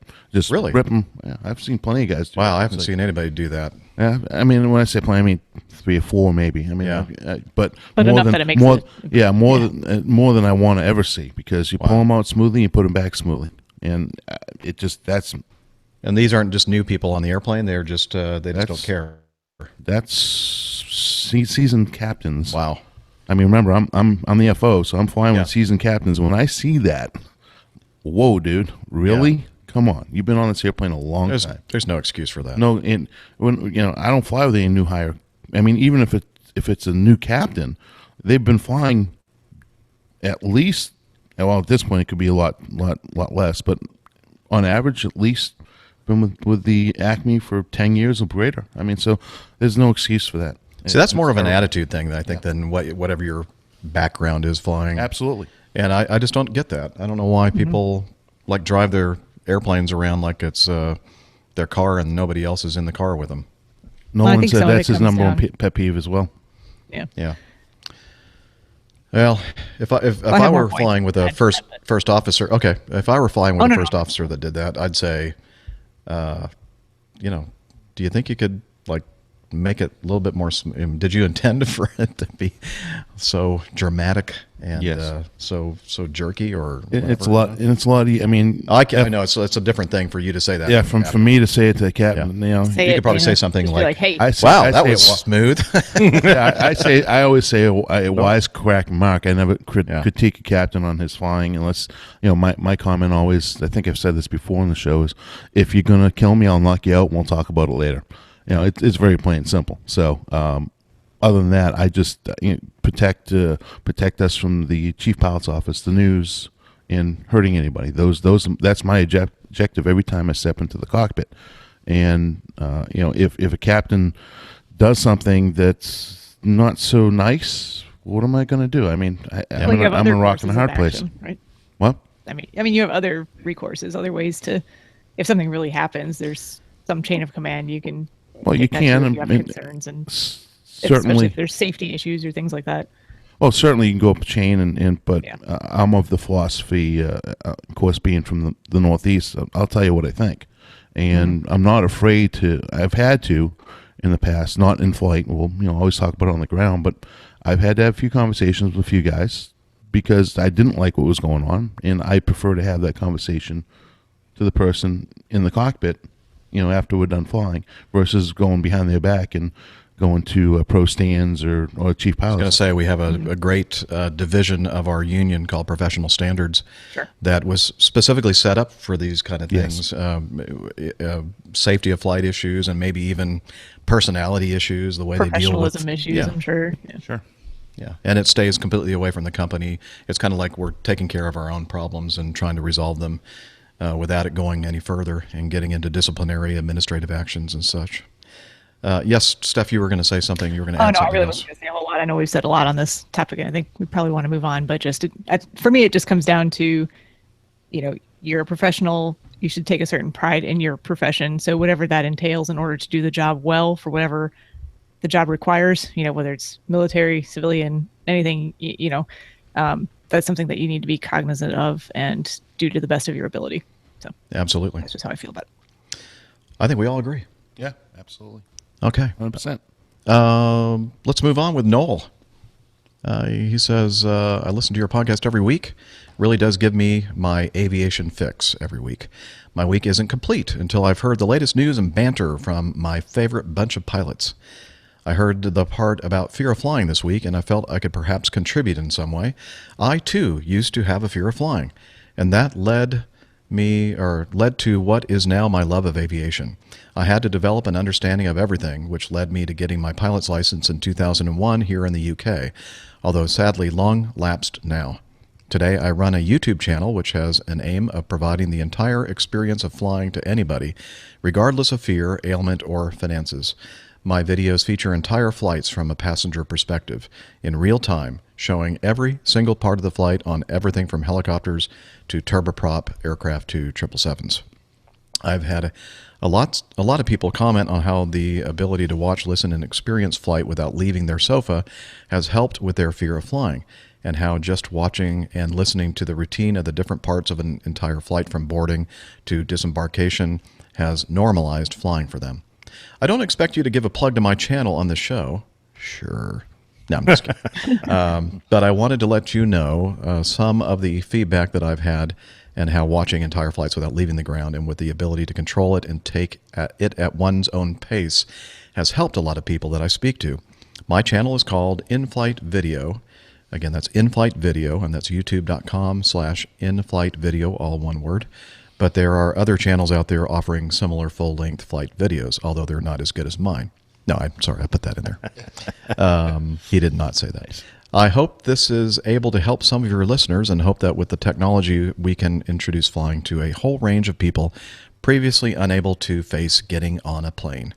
Yours, Noel Marsh. So check out Noel's channel, In-Flight Video, on YouTube. I'll have the link to that in the show notes if you want to check it out. I might go check out that. There's quite often I don't feel like getting on the airplane. That has nothing to do with the fear of flying, though. Okay. That's called fear of work. Or I think that's usually a vision problem. You just can't see flying. All right. It's called anal glaucoma. Anal glaucoma. Yeah, that's exactly what it is. And we won't have to get into the details of that particular medical disorder. But thank you very much. No, Sounds like something we don't want to touch. Ooh. Dana will fill you in later. No, I won't. I'll fill you in later. Just don't touch me. Exactly. Not literally. Okay, good. Jack writes, this is an interesting discussion topic here. I've listened to your aviation podcast for a while now, and they suck. And, oh, wait. I misread that. I've listened to your aviation podcasts for a while now and have found them increasingly helpful as I study a Level 3 extended diploma in aviation operations. Wow, that sounds pretty fancy. I have no idea what that means, but congratulations, Jack, for Level 3 extended diploma in aviation operations. I've been tasked with creating a research project into a chosen aviation current issue, of which I have chosen, quote, does aircraft automation impair the safety of an aircraft? It would be absolutely fantastic if you all would be able to discuss your views on this question, as you all have different backgrounds, such as Mad Dog, A330-380, and general aviation flying. Thanks, Jack Richardson. And along with this, I added to the show notes a link to an article. No, this is another piece of feedback from Brett. And he sent a link to this article about crash, how computers are setting us up for disaster. It kind of goes along with this whole idea of automation in airplanes, and if it impairs safety of an aircraft. Now, of course, we all know that automation is there supposedly to enhance safety, not impair it. But as we know, our good friend, I forgot her name. Really good friend. Eisen, doing that research project. This is exactly what she's doing her doctoral thesis on, which is, kind of the interface between man and machine. And if we can do a better job with that to make it definitely enhance safety and not impair it. So I'll put a link to the article that Brett included, which is, again, how computers are setting us up for disaster. And it talks about all aspects of computing and automation, from fuel planning and flight planning and all that kind of stuff, to actually the stuff that you and I and all three of us here, and to a certain extent, Steph, encounters in an airplane as far as automation and flying. Mm-hmm. So what do you think? Do you think that automation, now the type of airplane we fly really depends on, a lot depends on the kind of airplane you fly and how automation is implemented in that airplane. Now, Nick's airplane, the Airbus 330, 340, was designed around automation from the ground up. So obviously, Airbus's philosophy is that automation, it definitely enhances safety, doesn't impair it. But I don't know. What are your thoughts? It really comes down to what you're going to define as automation. Really, the fly-by-wire system came about to save weight. It was, the great big steel cables up and down the airplane. It's not an ideal way to do it. If you can replace that with fine wires that just control the hydraulic jacks through computer inputs and servos, and then just linked up to the flight deck with through a computer to a control system. That is very much the way to go if you want to cut down the weight of an aircraft, which is really why fly-by-wire is the way of the future. But in itself, it doesn't actually change the way that you control the airplane, because the way it does is the flight laws that Airbus have decided to put in, of which there are three major types. The normal law is there to help and assist the pilot in some of the sort of more laborious actions that you have to take when you're flying the aircraft. But he has to be able to control the aircraft in all three modes. So when that normal law downgrades to direct law, where the aircraft now is just absolutely conventional, you have just taken away those steel cables that you've got in your Mad Dog, Jeff, and replaced them with electronic wires. Still, moving the stick has a direct kind of linkage to all the flight controls, and you're just back. You just go one stage back in your flying skills, and you're now just a straightforward pilot without any assistance from the flight laws. And then you've got to go back to a third stage where you go back into mechanical backup, where actually you're flying the airplane, in the case of a 340 or 330, using just the trim wheel, which is connected to the stabilator, and the rudder pedals. And we have to demonstrate our ability to fly the airplane just using a trim wheel and a pair of rudders, which requires actually a lot of skill and knowledge, because now when you're coming to turn the aircraft, you're thinking to yourself, right, well, I've got to rely on the further effect of using the rudder, because your initial effect when you push on the rudder is to yaw the aircraft. The further effect is that the yaw will induce a roll. So you have to be able to do that, and then you have to be able to control the angular bank, and now you have to pitch the airplane by controlling the stabilator directly through the trim wheel. And we spend quite a while flying the airplane around, recovering from difficult positions. We've even attempted landing using that. It's pretty damn difficult, quite honestly. And it's not there designed to allow you to land the airplane. It's really there to allow you to keep the aircraft flying until you can get one of the flight control computers back online, and then you're into your direct law. You probably won't get back into normal law, but that's the way it works. So fly-by-wire in itself, I don't think takes away anything from the pilot. It's just a different way of controlling. Yeah, I wouldn't even say that fly-by-wire really has anything to do with automation. Yeah, I think that's exactly right. Okay. And in fact, going on, sorry. Oh, no, go ahead. I'll jump in a second. I was just going on to this article that was written about the A330 crash, and there I read it, quite a lot of it, and there are an awful lot of misunderstandings here. So, for example, you're talking about the Air France 447? Yeah, that's crash. right. Okay. Yeah, I was just trying to find the bit where the writer explains, here we go. A traditional airplane gives the pilot direct control of the flaps, the rudder and elevators and ailerons. This means the pilot has plenty of latitude to make mistakes. Fly-by-wire is smoother and safer. Well, that's absolutely not true at all. Fly-by-wire does exactly the same. It gives the pilot direct control of the flaps, rudder, elevators, and ailerons. There are built-in protections if you try and exceed the envelope that the manufacturer considers is safe. But no, the pilot still controls the airplane very directly. And it's by saying fly-by-wire is smoother is not at all true. If you thrash the control stick around on an Airbus, the airplane will respond very violently, just as it would do if you did it in a conventionally controlled aircraft. So, there's an awful lot of misunderstanding goes around the fly-by-wire and the automation that's in something like an Airbus. Yeah. Go ahead. I was going to say, and Dr. Seth can attest to this as well. Mm-hmm. I'm going to start at the basic. If you take a 172 compared to a Cirrus, and that's exactly what I was going to do, because I've flown both of them within the past 2 weeks. Yeah, and I'm going to leave that to you, but but that's what I was going to make sure. I knew you would talk about that, but no, go ahead. I really think it comes down to fly-by-wire versus fly-by-cable. I agree, but I think it more comes down to is the computer interaction with the human being, and how the human being interacts with the computer. If you don't understand what it's doing, then I don't care how automated the airplane is, if you don't know what it's doing, you don't know how to make it do it, you're in a bad situation. Perfect example was over in San Francisco, and those guys flew the perfectly good airplane into the ground at seawall. They didn't understand what the airplane was telling them and what it was doing because they don't hand fly.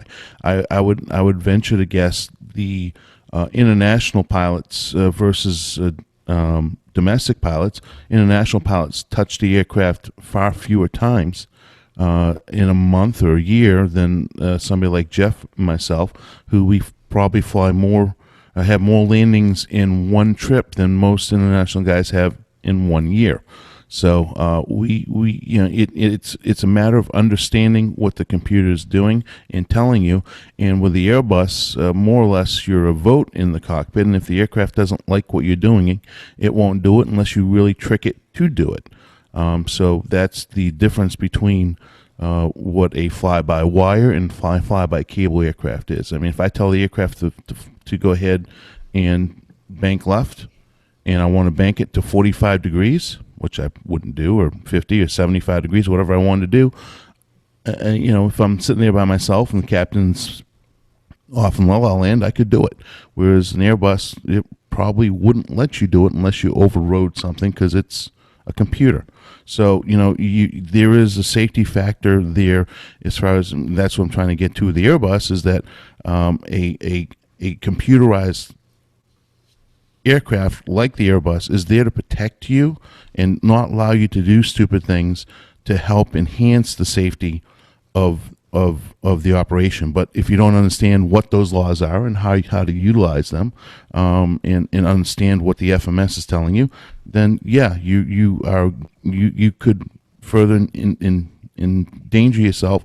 And in general aviation, another thing is you get fixated on the automation. I mean, when they started putting GPS into general aviation aircraft, I found myself looking inside the cockpit when I should have been on a VFR flight plan outside the cockpit all the time looking for other aircraft, so I don't run into other aircraft. So automation in that respect also has negative consequences with positive consequences. So. That's all I have to say. I think I need to say something that Captain Nick made a good point about, is because an airplane is fly by wire doesn't mean that you have all these extra levels of automation as well. I mean, the 787 from Boeing, the 777 at Boeing, those are fly-by-wire airplanes as well.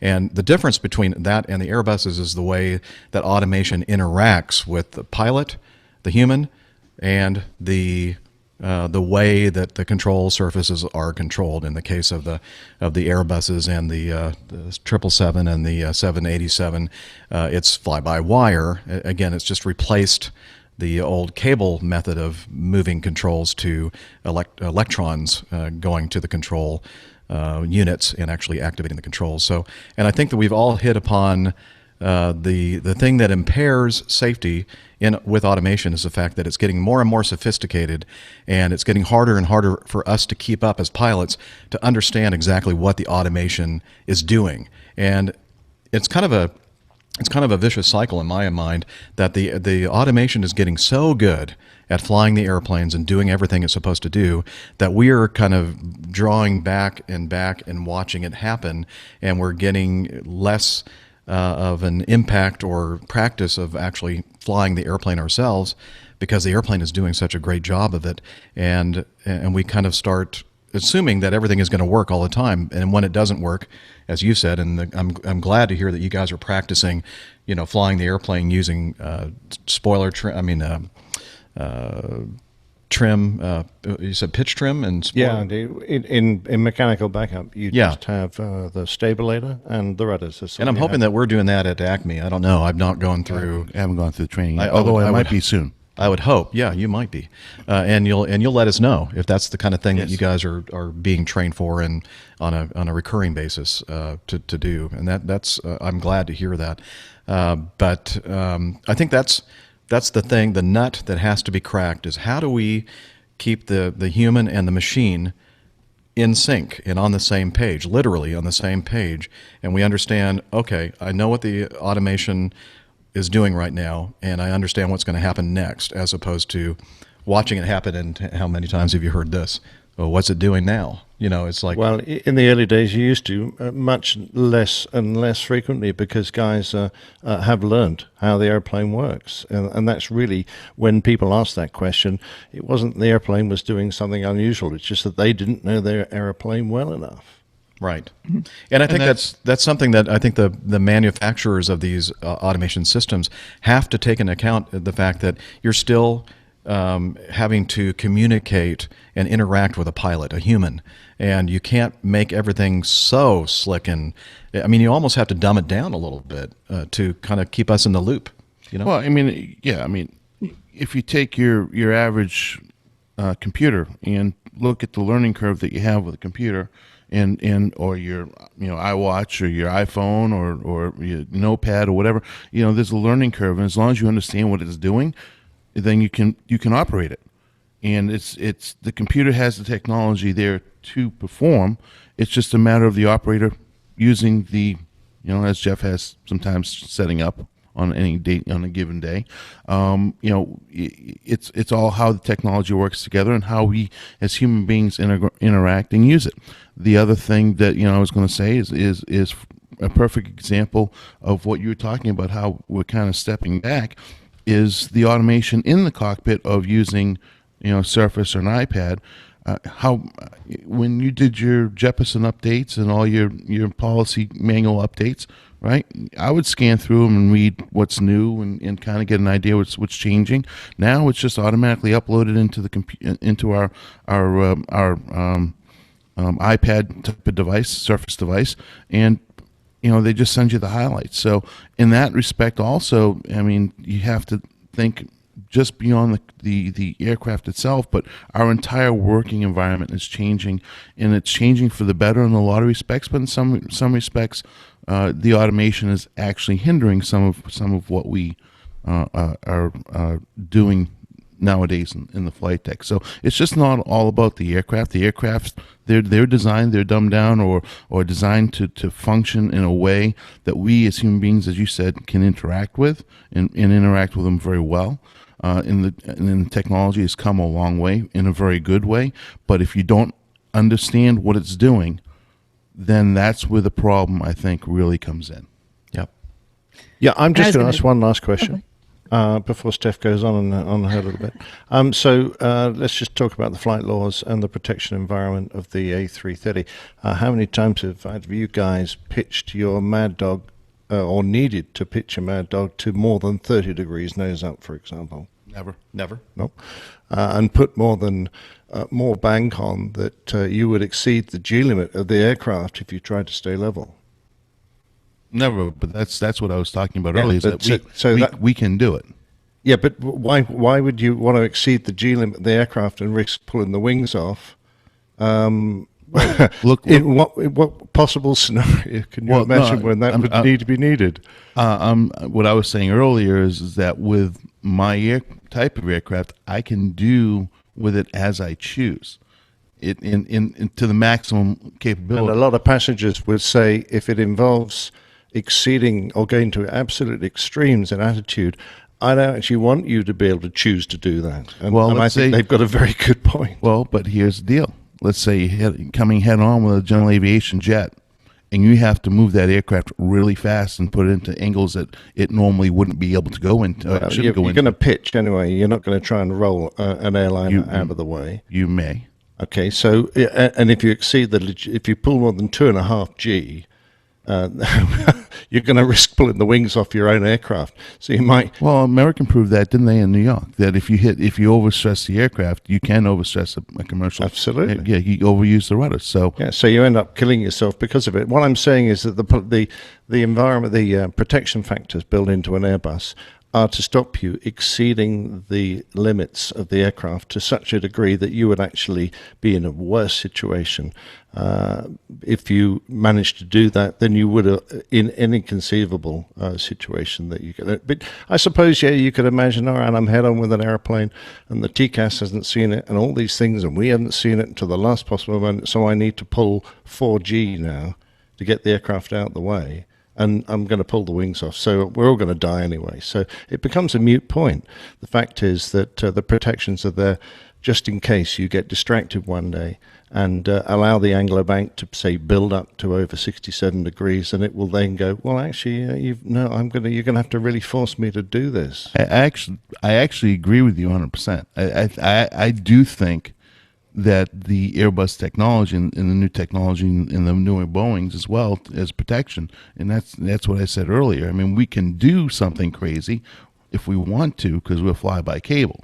But and I mentioned that earlier, is that it does give good protection because of the fact, you're a vote in the cockpit, and it will only do up to its limits to protect the aircraft. So I agree with you 100% on that. I think the automation is good in that respect. Excellent. Steph, you've got a point to make. Yeah, I've got several points to make, at least for GA flying. And just to get back to Jack's question about does aircraft automation impair the safety of an aircraft? And it's really amazing to me now the wide variety of systems that you can find in GA aircraft. And I was starting to say within the past 2 weeks, I flew an older model Cessna 172 with very, very little in terms of anything automation related. It had a Garmin G430 or a 430, and that's about it. So at least some navigation stuff there that's a little more helpful than just paper charts and whatnot. And then the other night I flew the Cirrus SR22, which has the full Garmin Perspective G1000, very nice avionics, full 3-axis autopilot. It will actually fly, if you enter everything into the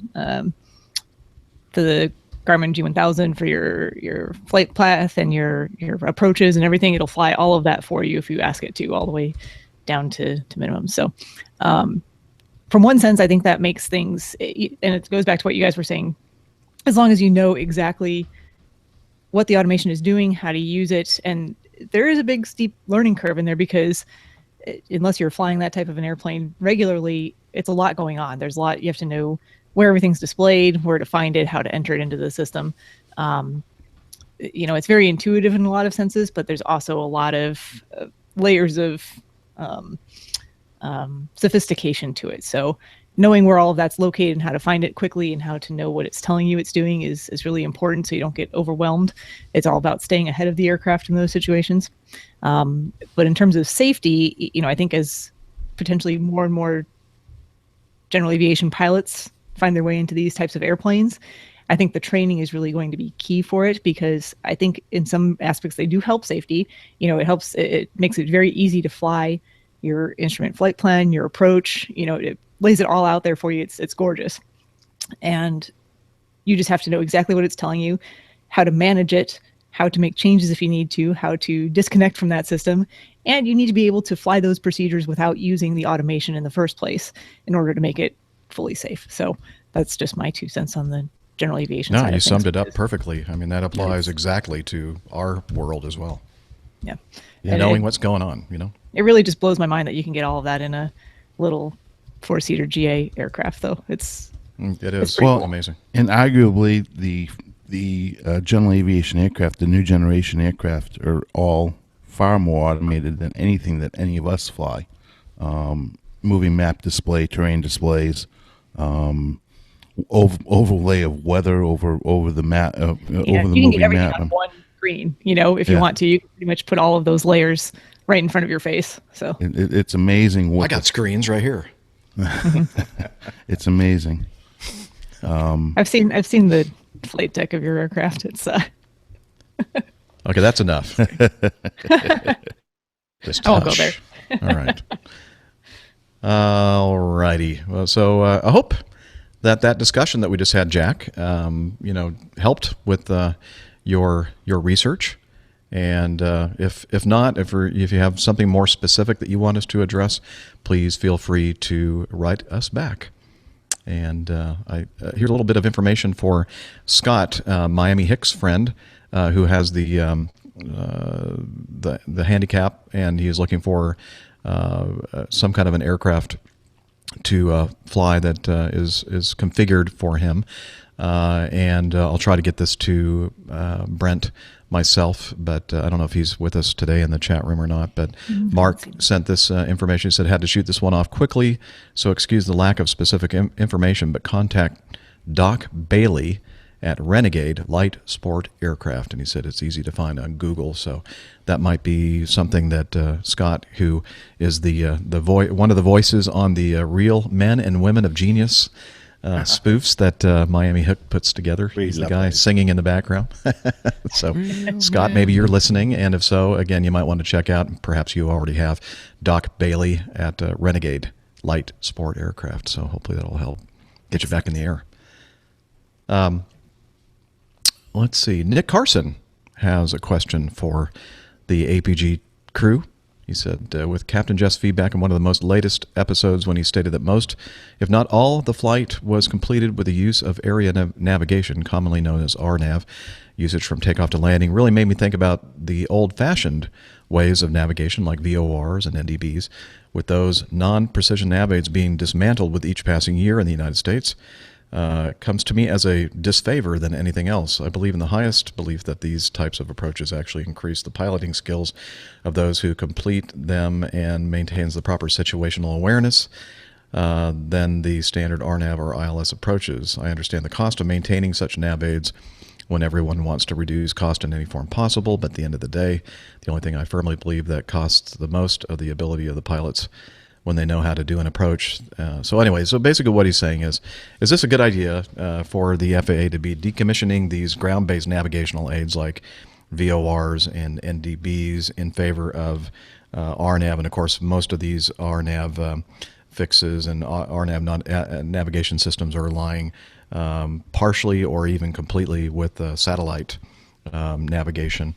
Is this a good idea? He's wondering, and he's wondering if this is going to erode basic instrument flying skills. No, and it is a good idea. Get rid of them. Okay. I don't think it'll erode instrument flying skills at all. No, I don't either. But I think it is necessary to maintain a certain number of them, and I think that's what their plan is. They're not going to completely in a museum somewhere.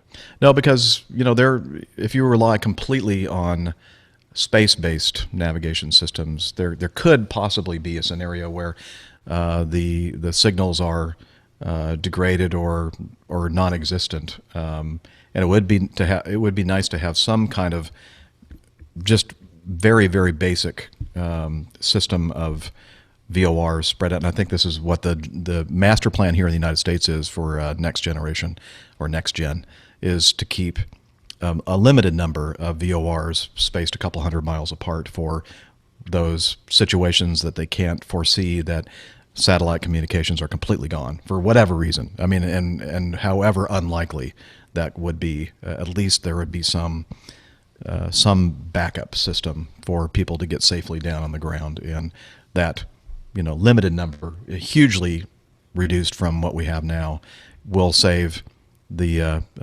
government or taxpayers a lot of money, but at the same time provide that minimum level of safety, kind of a safety net. Yeah. Sure, Well, I can understand that. And from the GA point of view, they're not going to have triple inertial navigation systems in there as a backup. Right. So Right. you do need something to navigate by. So I was being a bit glib there. So You were. I didn't sense that at all. I'll give you a good non-aviation related parallel story to that. Okay. There's been a big push in a lot of industries to go paperless and put everything on the computers. Well, we've done it to such an extent in my field, in my particular company that I work for, that if the computer systems aren't working, we have no way to check in patients for their appointments and things like that. And there did happen to be one instance where they had a huge major upgrade to the system overnight on a Thursday. And we came in on Friday and nothing worked. Not a single thing worked. It Happy wouldn't pull up. The system was Friday. completely down. I got a free vacation day because it's silly. You shouldn't need computers to do any of this, but they couldn't do any of the check-in, billing, paper. It was just all on the computer. I was like, we really don't have any paper backup for this. And they hadn't made any provisions for it because apparently they had not foreseen a scenario where they wouldn't even be able to do basic things like that. So I think it's a good idea to have, it's not at all practical in aviation to have something like that happen. So you need to have that backup in place. There you go. I mean, I can understand keeping some VORs around. That would be quite useful, and ILSs. But NDBs, I mean, they never have been particularly accurate. They're relatively unsafe form of certainly approach aid. They're fine as an area navigation tool, but I'm not too sure about those for sure. You know what we used to do? We used to fly these AR routes. What does that stand for? Anyway, they're the routes that we take from the Northeast and the North Carolina coast, Wilmington, Dixon, and then head out over the water down to South Florida. We call those AR routes, and I'm sorry I don't recall exactly what that stands for. I don't remember either. Yeah. Anyway, it's crazy, but back in the day, in the 90s, when I was flying the 727, we were flying those routes using NDBs, using ADF. There you go. And of course, the whole area is covered by radar. So they'd probably know, oh, that's a 727. There's probably not a chance that they're going to be anywhere close to and we'd be actually, using our HDMI and, keeping the needle pointed in the general direction that it needed to be pointed in. But we knew Plus that or minus 10 degrees. Yeah. So we knew that, we had to make the wind corrections and everything else. But we knew that there's a chance that the winds may not be the way that we had them forecast, et cetera, and that we wouldn't be that accurate with it. And they'd say, Acme, turn left 5 degrees, whatever, and just a track adjustment. So they were kind of helping us fly those things. But does that's it stand for Atlantic route? Yeah, I bet it does. Yeah, Atlantic route. That sounds right. Thank you, Steph. So the only thing that I agree with you about NDBs is very, very non-precision. But the only thing that I could see keeping those for would be maybe keep Dixon right there on the North Carolina coastline, and one down in near Miami or whatever, just so that we could still have basic rudimentary backup in case something happened with the satellite system, in case you didn't have inertial backup or whatever. But I'm sure that there were pilots in the old days having this discussion when VOLs were first invented, and they were saying, well, we want to keep Omega because that's a brilliant nav. We love that, and perhaps we want to hang on to because there were earlier versions, and this newfangled VOR.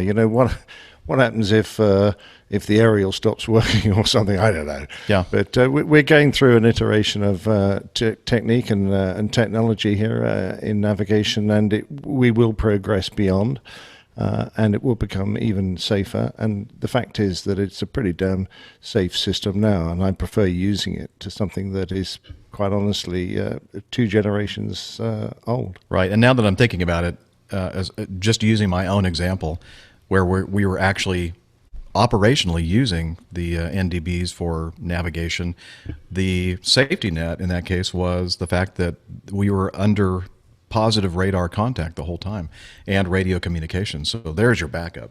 Yeah. So, okay, never mind. Get rid of those VORs and NDBs. Forget it. Screw it. Let's move on. We're in the 21st century. Yeah, very safe. Okay. Yeah, I mean, how often do we, we don't ever use a VOR. Well, in our line flying, I can't tell you the last time I've actually flown a non-precision approach. He probably hasn't flown one ever. And most no. We're gonna say two left to JFK all the time. Yeah, but it's so infrequent. But the only approaches that where I was going to go with this is the only approach that we generally do use for non-precision in our world is the VOR approach, pretty much. And nowadays we fly overlay approaches, so we're actually doing an RNAV approach based on the VOR. That's cheating. We're cheating. So going into Fort Myers, Regional Southwest Florida International, I think they're calling themselves now. But anyway, Fort Myers. When you're landing to the southwest, they have an RNAV approach. This is happening more and more around the world. But for the airplane that Dana and I fly, which we're not allowed yet, we will soon in certain versions of our airplane be able to fly RNAV approaches. But we're not authorized to do that right now. So when you're landing to the southwest and the weather is, IMC, we actually have to fly a real VOR approach, and it really gets my attention. It's like, whoa, this is not something that we're used to doing, and I'm glad that we don't do this all the time because it's doesn't feel very comfortable, especially when the minimums are right. I mean, when Right the at ceiling's minimums. right at minimums. And I think if you come in on that runway with the RNAV, you get an extra 100 feet or something like lower, and that could be the difference between seeing the runway landing and having to go around and go somewhere else. Yeah, it was just a couple weeks ago. I was actually in that scenario going into Fort Myers, and we couldn't even shoot the VOR approach, and they were just running our navs that runway, and they had heavy rain and clouds, so we couldn't get in. We circled. We fortunately the dispatcher put plenty of fuel on us, so we circled for a little while, and it was a fast-moving storm, so we delayed for about 15 minutes, and we were able to get in visually, but they were only. I actually don't even think they have the VOR approach there anymore. Oh, that's probably very likely. I mean, I've actually flown an NDB approach, I think, down into Joburg in the early days when, that was one of the approaches that they had available on one runway, nothing else. So, yeah, I mean, it's all doable. It's funny, in our airplane, in our fleet, years ago, I don't know if you remember this, Dana, but there was a point at which our company said, no more NDB approaches. We're not training that anymore because we just don't do those anymore. And so we went, yay! We don't have to worry about doing that stupid NDB approach. Push ahead and pull the tail or something like that. Yeah. So then that happened for about a year or two, and then all of a sudden I'm going back to recurrent training, and I'm looking at the syllabus, and they talk about doing the NDB approach to runway whatever at Jacksonville, and I'm going, huh? I thought we got rid of those stupid things. Well, it turns out that the company didn't take into account that there are a couple places that we go, and the one that I can think of right offhand is Pensacola. If you need to land to the north at Pensacola, the only instrument approach that we can fly in our jet is an NDB approach. And I think the company finally said, you know what? Just in case that's the only approach available, and we have paying passengers that want to get there, it's worth putting that back in the training program and keeping everybody up to date on the NDB. And there's another place too. There are like two places that we go a lot, and they said, I'm sorry, but we're going to have to keep these guys current on NDB approaches. Have you guys flown back course ILSs? Yeah. Yes. Yeah, on those crazy too. Yeah. That's another wacky approach. What is that about? I don't know who came up with that crazy idea, because everything is opposite the way you can't use your flight directors. Get your head around that. Yeah, so you're basically using the opposite direction of an ILS approach coming in, and if you use your flight directors, they'll try to steer you in the wrong direction. Opposite, So it's crazy. Absolutely. Unless you have talk about keeping your right and your left straight. Exactly right. Yeah. If you're in an Airbus, of course, it works it out for you. Yeah. You can do it in an Airbus. You just reverse sensing or whatever they call it. You just put a B in front of the ILS course, that it reverses the fly left, right indicator. Those Airbuses are so smart. Yeah, we love it. That's why I might go fly one. Yeah, there you go. I might be outnumbered soon. All right. Lee. I'll stick with you, Jeff. Thank you. Thank you. I need some help. I don't know what I'm... Lee writes, this is an amazing series. It's called PBS's City in the Sky. Now, I think we've decided, we watched an episode of it last night here at Dana's Castle, and Nick was looking at it going, hey, I think this is the City in the Sky that we have in the UK. And what's interesting about it is that they redid the narration of it, because I'm thinking, well, if this was something that was produced in the UK, then why does the narrator, have an American accent and not a UK accent? And we think that they redubbed it. Yeah, they do. They put American on it, and they took out all the long words. Because we can't understand them. Yeah, that's very sensible, actually. we can't understand the English jargon. So yeah, I'm only joking. You're wonderful, clever people. Sure. Yeah, and you got big guns, so I'm just going to be polite from now on. And you're a guest here, so just watch it. And it's a long walk from Dana's house to downtown. And speaking of that, what time did you want to be downtown? Oh, we're doing fine. If I get there about 1 or 2, that'll be fine. Perfect. Okay. Anyway, Lee continues. This was an amazing series that just started on TV. I thought everyone would enjoy, and. Let's see, airspace. He gives us a link to this. The only downside is it seems to favor inferior jets from Europe. Well, yeah, they have a lot of Boeings over there. You're quite right. All those inferior Boeings in Europe. But it Get has rid some of the them. better planes in the show as well as, especially in Atlanta parts. And he goes, It's got "Sorry, some lovely Nick." shots of the Mad Dog, isn't it? Yeah, there It's were great. a They lot. look really They were, smooth. yeah. So anyway, we watched the first episode of it because Dana had recorded it, and you should check it out. We'll put information about that in the show notes. But pretty cool series. I haven't seen I think it's a 3-part series, and I have 2 record, and 3 should record next week, I think it is. I enjoy it. I mean, They being were in the actually airing business- it at like 5 o'clock in the morning yesterday when I was getting ready for work. Nice. So I saw like minutes of it, but That's a good time slot. Yes. yeah. Well, it's PBS, so I mean Yeah. they don't have news or anything. They're just not really anyway. Yeah, not really. That's Steph's opinion, not mine. People at PBS. Yes. I'm They just have the stating news facts. hour with Jim Lear. Yeah. I know Yeah. they have 1 hour devoted to. No, I'm just kidding. Yeah, we'd love a slot on PBS, wouldn't we, Jeff? Oh, That'd be yeah. fantastic. Can we broadcast this on PBS? I'm sure they'd be all over it. Yep. Way to go. Now, this is an interesting thing. Jerry writes, Jerry Berger, I've been a longtime listener from the very beginning of your podcast. The podcast badge icon on my iPod/iPhone is the Catholic Pilot. For those of you who are new to the show, that's what this started out as back in 2009, then rebranded in 2011 as Airline Pilot Guy. Anywho, he said, please advise whether your team has ever addressed the crash in Lake Erie involving the Columbus, Ohio family after leaving the Cleveland Cavaliers game from Burke Lakefront Airport on or about December 30th. I think it was the 29th of December. I haven't heard much with regard to the actual cause, although I believe pilot error due to lack of experience was in play.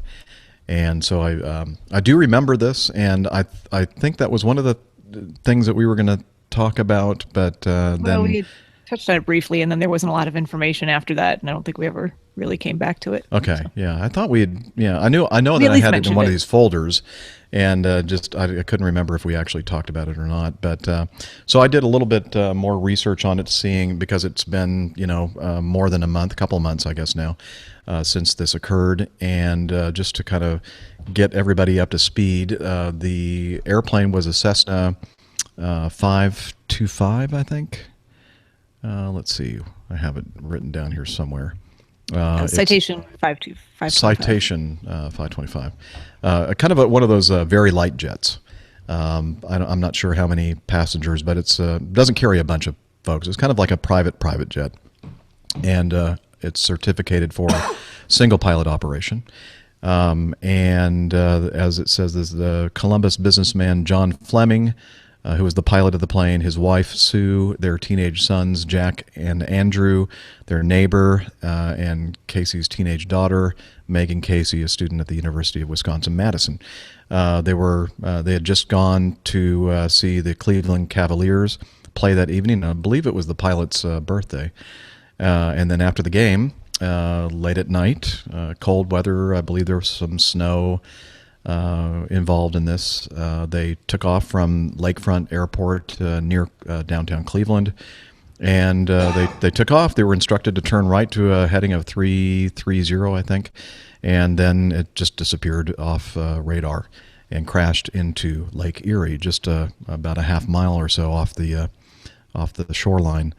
And they did recover the cockpit voice recorder and a flight data recorder.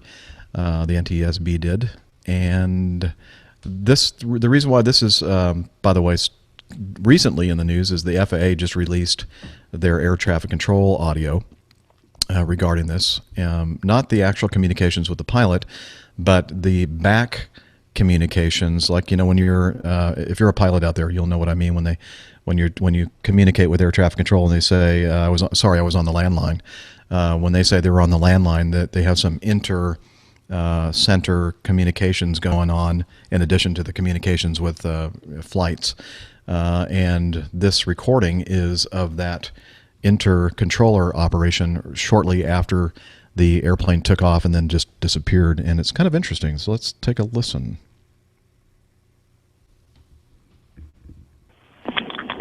Lakefront, Cleveland. Lakefront. Yeah. Have you ever got a hold of that citation? Negative. Okay, because all I saw when this happened was something come off. It looked like it flashed 3,000 triple X's and turned like northeastbound about a mile northeast of your field at 1,300 and then disappeared on me. I seen it at 3,000. I haven't seen it. Like, I saw him, then he started sending 28. Or, I mean, he was at 28. Yeah, I saw 3,000, then a 28. And then it looked like it turned northeastbound at 13 on a wrong code and then disappeared. Yeah, but all I had was a 28,000 pass over, so I don't know if that was interference or something else. Yeah, I don't know. Like I said, I don't have anybody to talk. I mean, I don't know if that United you have on final could see if he can grab a hold of him. I don't see anything. I don't see him, or I haven't talked to him at all. AC-5570 Cleveland approach, Cleveland altimeter 2976. Like, I don't see this. I don't see anything out there, you know? Yeah. Do you know if he, like I said, I see nothing out there right now. JC 5570, stroll 5, send 1,000. Information India. All right. Do you see if the center can, maybe he's talking center, I don't know. Well, there's nothing, if he didn't depart, I mean, if he departed and I don't even see any primary anything come off, like I said, I don't know if he disappeared. JC 5570. AC 5570, Cleveland approach, Cleveland altimeter 2976. 2976. Because I don't know if we might have to start search and rescue because, like I said, all I saw was that 33,028. I'm thinking, should we do that? Yeah, I think we'll have to because, like I said, I'm not talking to him. I see nothing.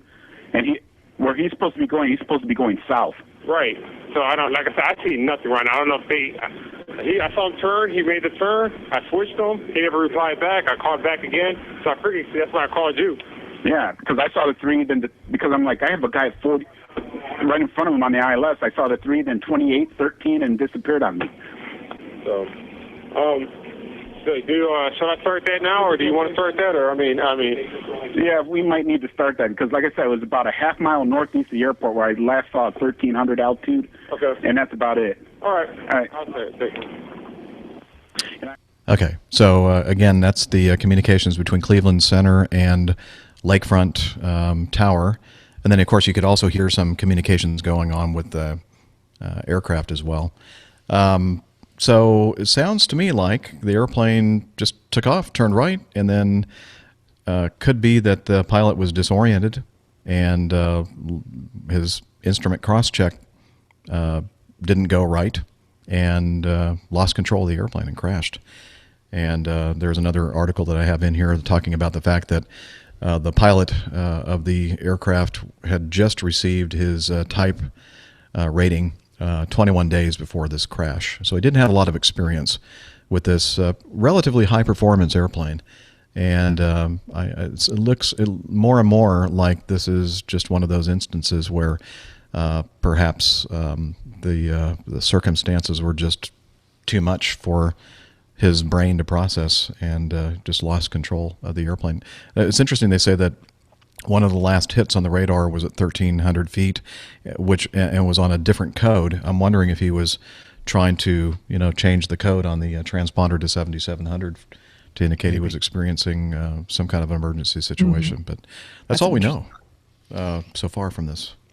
It was I have a citation type rating, and my first type rating, and I have a restriction on my license, and I can't remember why, but I think it has something to do with it being my first type rating, and that was I could not fly pilot command until I had a certain amount of time as pilot command, because it was my first type. Ooh. So, and then it still exists on my certificate still. So I'm wondering, if he was issued that certificate with that limitation, he was out flying and he shouldn't have been. Should have had a safety pilot with him. I don't know though. I don't know if again, I don't know his individual circumstance, what his background was, his previous flying. I mean, he may have had another King Air or something else. He said Obviously, Cessna 510. He had a Cessna 510. Okay, so yeah, there's possibility there. I don't remember all the circumstances. It's so long ago that he got that type. But a 510 is what, a twin? yeah, it's a lot smaller. Yeah, it's not. Yeah, when you go from that, which is relatively high performance airplane, to a small jet like the Citation 525, it can be a handful, especially if you're operating an IMC and it's late at night and you're flying in restricted visibility and Sure. I don't know. That's And it's a lot of recency. I mean, how he just got the type rating. Yeah. He's not comfortable with the aircraft, clearly. And, how often does he fly? Right. Did he fly every week? Did he fly once a month? Did he fly once every 6 months? That plays into it in the level of how confident you are in just your regular flying skills, never mind being in a new aircraft type. Right.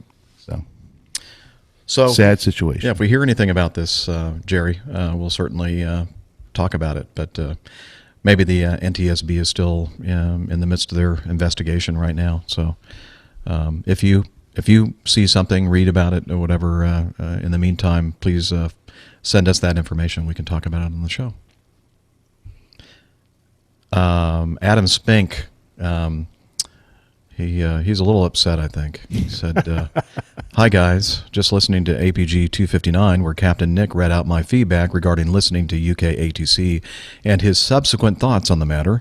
I've never heard so much nonsense, baseless accusations and complete falsehoods. He said, I always put him in front of the queue. This is completely wrong. He should know very well I only do that for British Airways." Yeah, I've noted that now, Adam. And I'm determined to have a visit to the Heathrow Tower. I've just got to organise it before a trip one day. And I've got a list of things I'm going to need to say to the guys up there. And this one's now top of the list.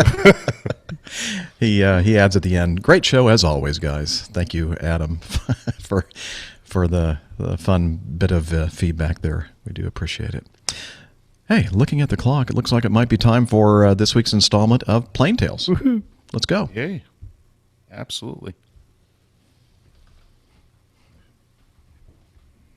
I don't hear anything.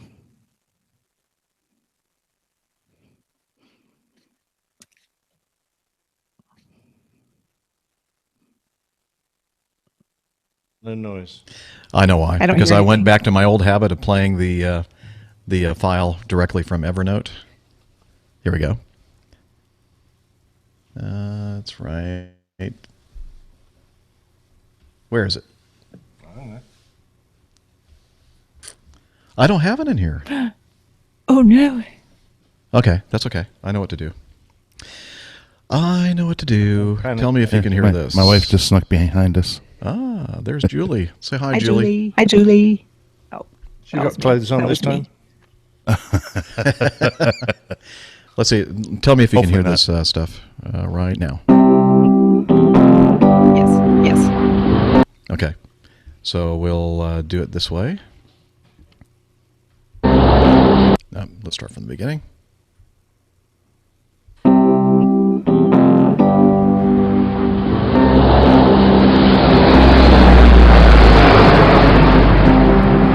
The old pilot's plain tales. The son of Zeus. Mrs. Anderson was heavy with child. She had carried her little pilot for 8 months, and the end of her pregnancy was in sight. The boy pilot, eventually to become the old pilot, was about to fill his lungs and scream for the first time, and probably not the last. But just 3 weeks before that momentous occasion, another baby was about to begin its life.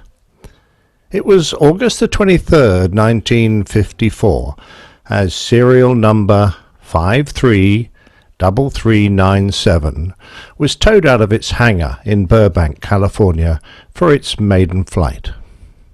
This chubby child had been conceived in the Lockheed Skunk Works, named so because of the appalling smell emanating from a nearby plastics factory. And although Kelly Johnson had his doubts about the future success of the project, the team, led by Willis Hawkins, went on to father the design. The origins of the aircraft go all the way back to the Chase XCG-20 Avitruck, a large assault glider developed at the end of the Second World War. By the time the towed glider was completed, the concept was considered redundant, but the design was successfully modified into a 2-engined military transport, the very successful Fairchild C-123 Provider family of aircraft. However, the Korean War demonstrated the need for a new generation of larger and more powerful tactical transport aircraft that needed to be designed from the ground up as a military aircraft rather than a civilian conversion. Lockheed took on the challenge, and the culmination of their efforts that took to the air that day was named the YC-130 Hercules. The original specification called for an internal cargo area width of 10 feet, height of 9 feet, and length of 41 feet, which could carry 72 combat troops. Its range was a little over 1,000 nautical miles, and it was powered by 4 Allison T-56 turboprops. The rear cargo ramp reflected its design origins right back to the Avitruck glider, and it allowed the enormous flexibility of driving vehicles straight on and off, as well as opening it in flight for airdrops. Right at the very start, the adaptability of the design was reflected in the early development of a version equipped with skis and an electronic reconnaissance version. Pretty soon the aircraft became operational with the USAF's Tactical Air Command, where its range was extended by the addition of external wingtip tanks. The aircraft was seen to have great potential from very early on. Its cargo deck could carry an astonishing 300 pounds of weight per square foot, and it could get off in a mere 855 feet of ground roll. It was destined to be a workhorse that would fulfill a multitude of roles with casual ease. The initial A models had 3-bladed props, so a B model was developed with the more efficient 4-bladed Hamilton standard props and uprated engines. Some of the 130Bs were converted to intelligence gatherers by fitting false external fuel tanks into which SIGINT aerials were located. An extended range E model entered service in 1962 with big Sergeant Fletcher tanks under the wings and further improved Allison turboprops.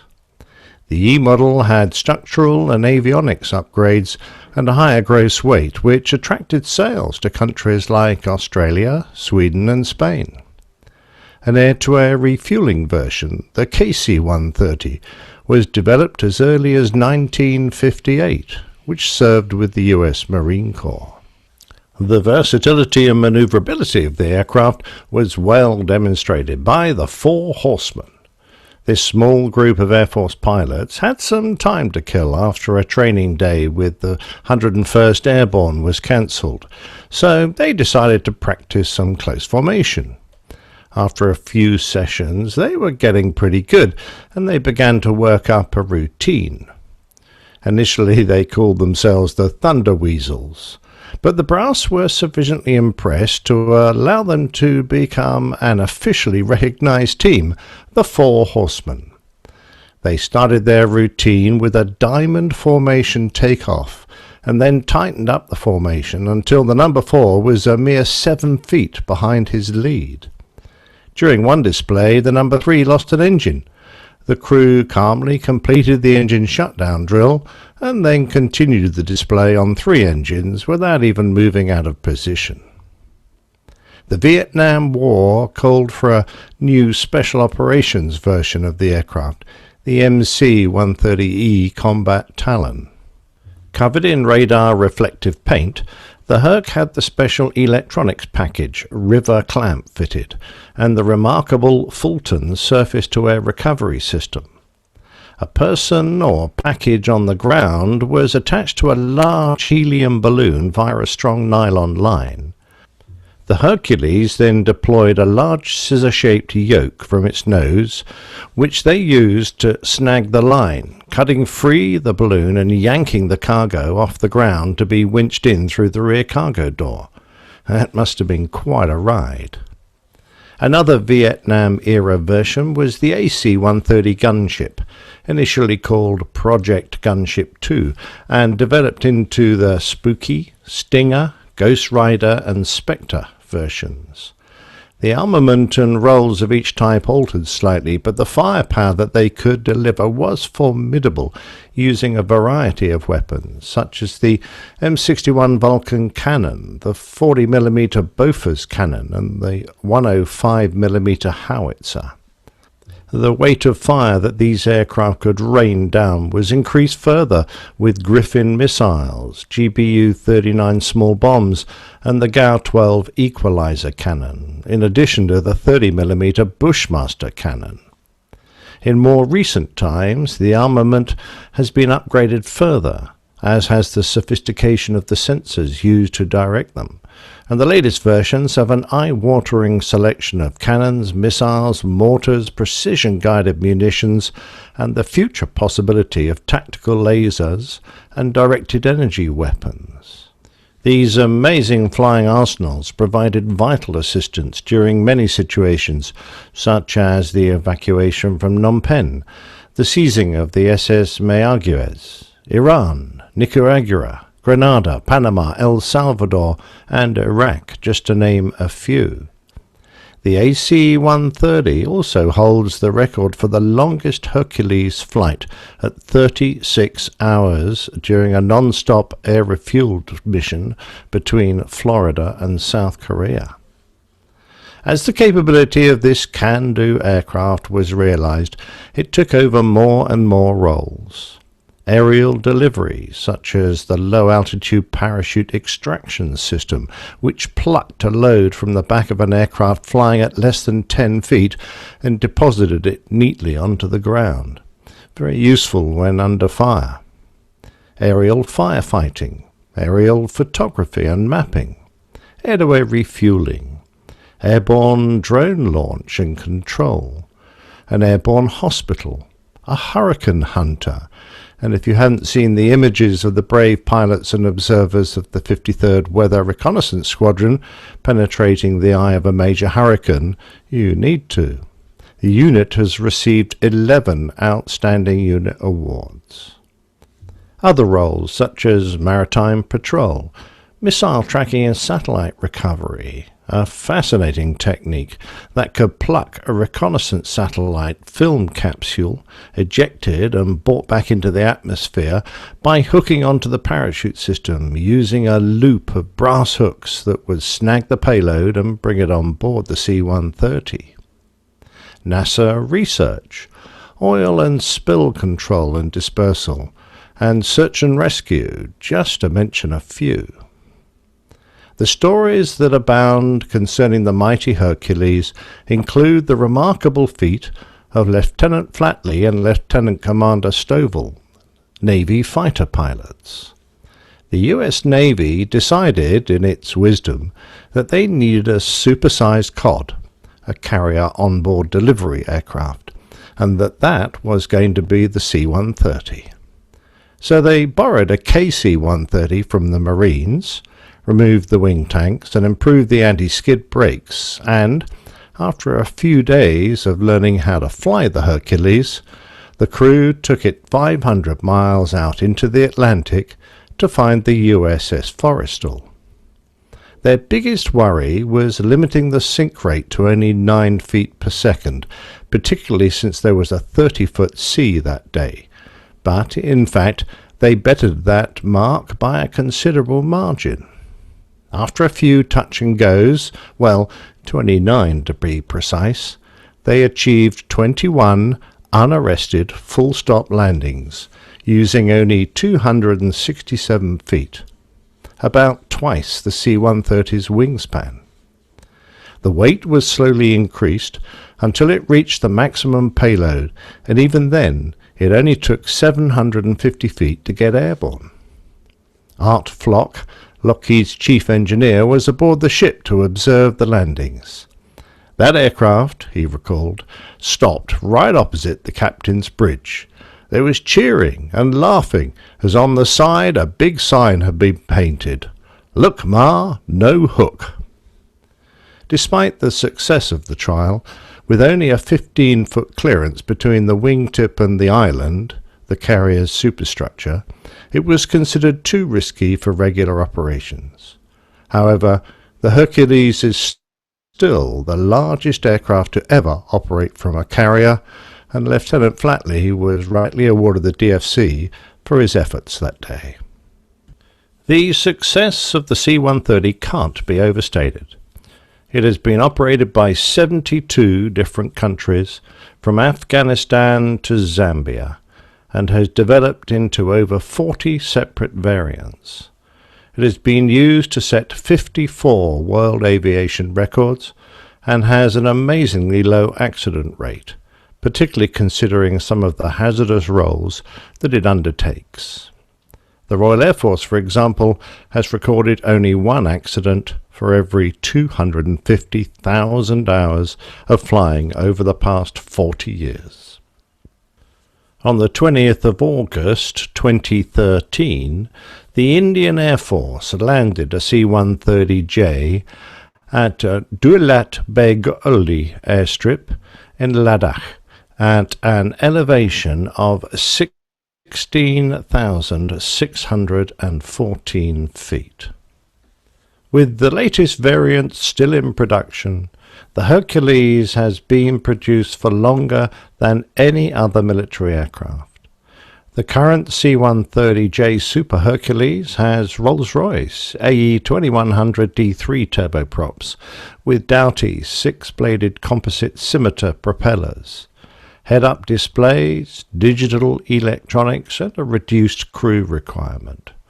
It can fly 40% further at a speed 21% higher with a 41% shorter takeoff distance than the previous versions. 15 nations have placed orders for a total of 300 of the J model.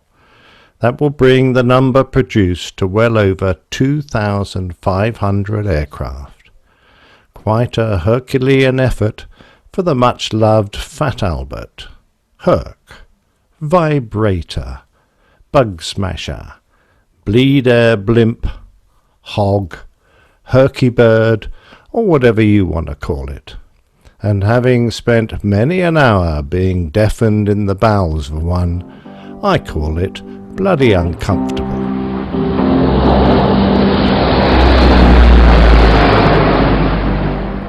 The sound of freedom. Herky bird flying by. What a great airplane. Absolutely. Fantastic. I still hear an echo.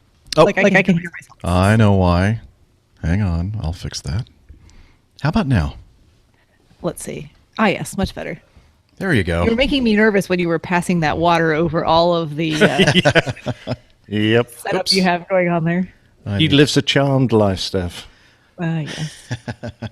It's always nice to have the plane tails running so we can take a break. Yes. My bladder was about on bursting point. I was with you there. A bladder master warning caution. Well, speaking of the plane tails, another excellent installment. And how'd you get the idea to do that one? That was Devin. Devin, the Herc driver. He specifically wanted me to talk about the carrier landings that the Herc had done. And it is a fascinating thing, but, you know, they did it, and they did it very successfully, so I couldn't make a full plane tail out of that. So I thought I'd just expand it into a little, documentary about the whole life of that fantastic aircraft, but albeit uncomfortable and noisy and dreadful if you happen to be one of the poor passengers down the back. But that's kind of the charm of it, right? Yeah. Well, it is for the first 30 minutes. That's right. After that, the charming charm wears off pretty quick. Oh, man. I've never been in a 130, ever. All right. Well, there's classic webbing seats, and there's no sound protection at all. It's slow, so it takes forever to get anywhere. But I was allowed to take my whole family on one. The Australian Air Force used to have a kind of Herc that did more or less a continuous round robin around Australia. And if there was ever any room on it, you're allowed to put your family on. So I went across from Sydney from Richmond, which is near Sydney, to Perth or Pierce. I've been to Richmond. Oh, really? Yes, a couple times. Nice base.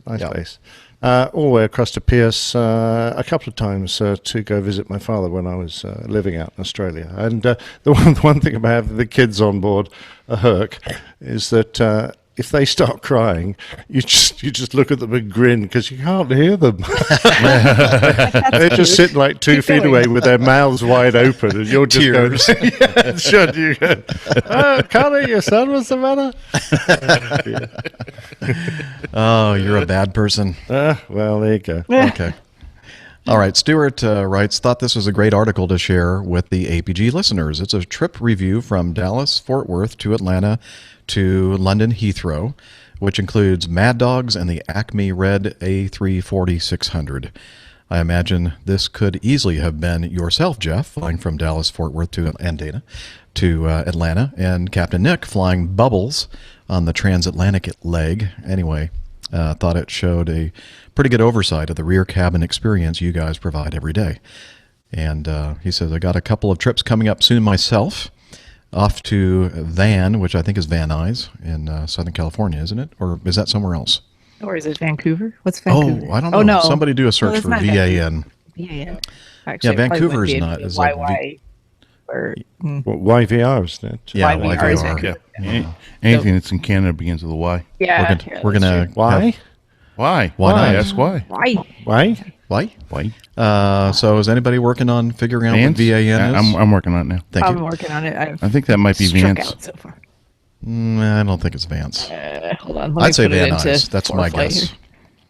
But ForeFlight really is looking forward to a loading trip to Atlanta the first week in April for a Microsoft conference.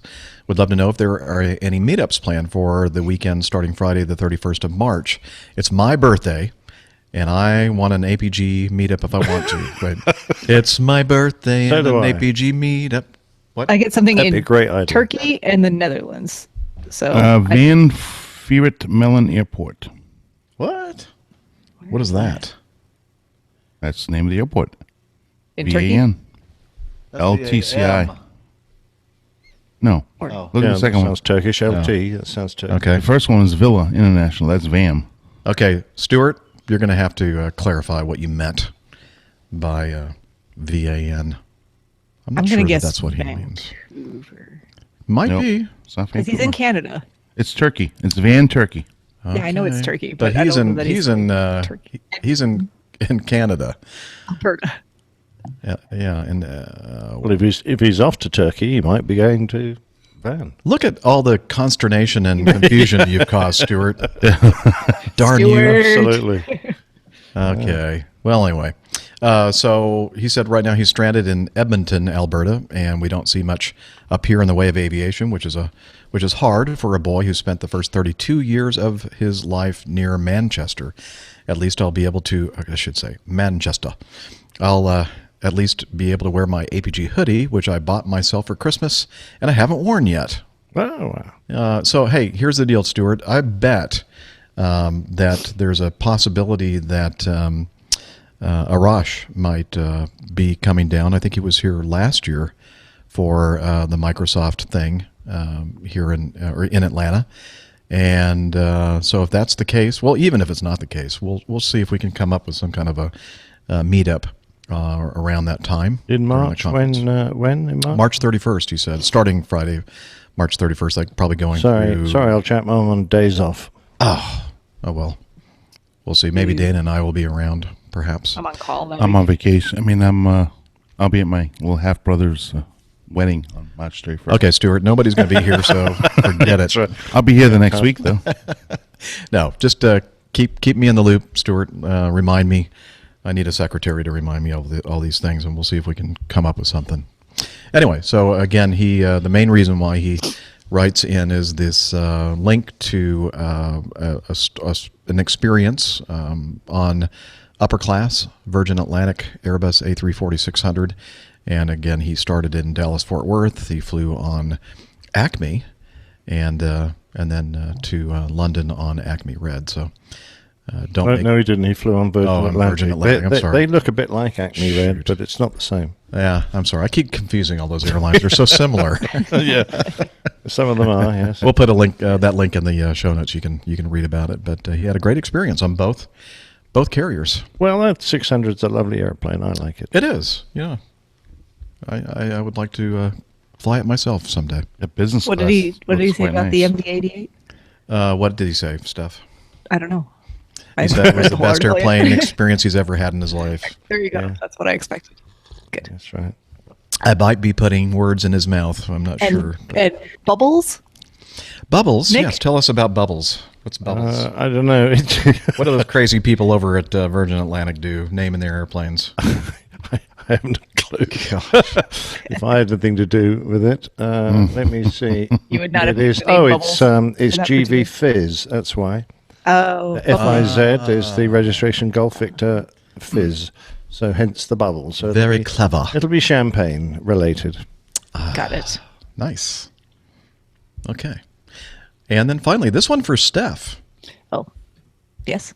You want me to read it? Or do you No, want I to can read. Okay. It's from Rebecca. She says APG crew. And I think she have wants us not- to start the blue, probably. Oh, the blue? Okay. I'll just Yeah. read the blue then. No. Yeah, that's good. I should probably actually read this before I. All right. So I'll start with the blue stuff. She says, I do not believe I have heard Dr. Steph talk about her path to the commercial rating mentioned in the beginning of each episode. I am interested in and how and when it has been used commercially in her past and or present. Finally, I'm also curious to the timing and reasoning for her choosing the medical field over aviation. She Money. says some very nice. Well, no, sadly, it's not that. Oh, here, I'll read this part because Steph's modest. I appreciate Steph's contribution to the show very greatly. Her presence has a lovely limiting effect upon the natural drift into guy humor. I Thanks, do what I Rebecca. can, Rebecca. I do what I can. I try. Sometimes it's. Hey, a let me tell you difficult what. job. Steph likes the guy humor too. Just want to let you It's know. A little actually secret. true. This is actually true. She's just one of the guys. Yeah. Very true. Almost. So anyway, let's start with, except for actually being a guy. Exactly. Yeah. That's what I was going at. So let's start with your second question first. How did I choose the medical field over aviation? Because it never occurred to me to be a pilot or look into aviation when I was growing up in junior high, high school, all that kind of stuff. I was really very naturally drawn to. Actually, I was really drawn. I think I've mentioned this before. Meteorology, and I wanted nothing more than to be an on-camera personality for like the Weather Channel and a meteorologist like that. If you had asked me as a kid growing up, that was like my favorite channel on TV. I just like to watch the weather. I could definitely see you as a weather channel. And then I found out how much math you have to endure to become a meteorologist. And I you got to said, know math for medicine too, right? not nearly as much. You don't have to take Huh. differential equations and all the statistics and blah, blah, blah. Ugh. And I'm just not that interested in math. That was kind of, it was like, it took all of the fun out of it for me. I said, well, I really, really, really like meteorology stuff, but I don't think I want it to be a career if I have to delve that deeply into mathematics, because I really just don't care for it, to be honest. And not that I don't think I could do it. It just is kind of a buzzkill for the whole thing. So I was like, well, I like, science and anatomy stuff and biology. And I was looking at, what I'd like to do. And there were a lot of things in medicine that interested me. So I kind of started going that route with everything. But it really never even occurred to me to look into aviation. I've always liked airplanes. I've always liked flying, but for some reason, pilot as a career was like never on my radar horizon. It just didn't even occur to me. So the whole reason I got into flying was because I was actually in residency, and I had a colleague of mine whose husband was a flight instructor, and I used to babysit for them because they had a young son at the time. And Jeff is making noises in the background. Keep going. Sure is. Keep I'm going. not sure what Talk to do. loudly. You should have felt the earthquake here. I mean, my word.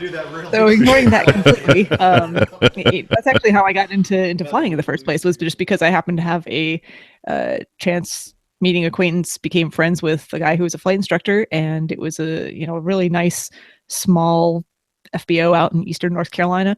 And instead of them paying me $40 one time for babysitting their kid for a few hours, he's like, well, why don't we just go out flying?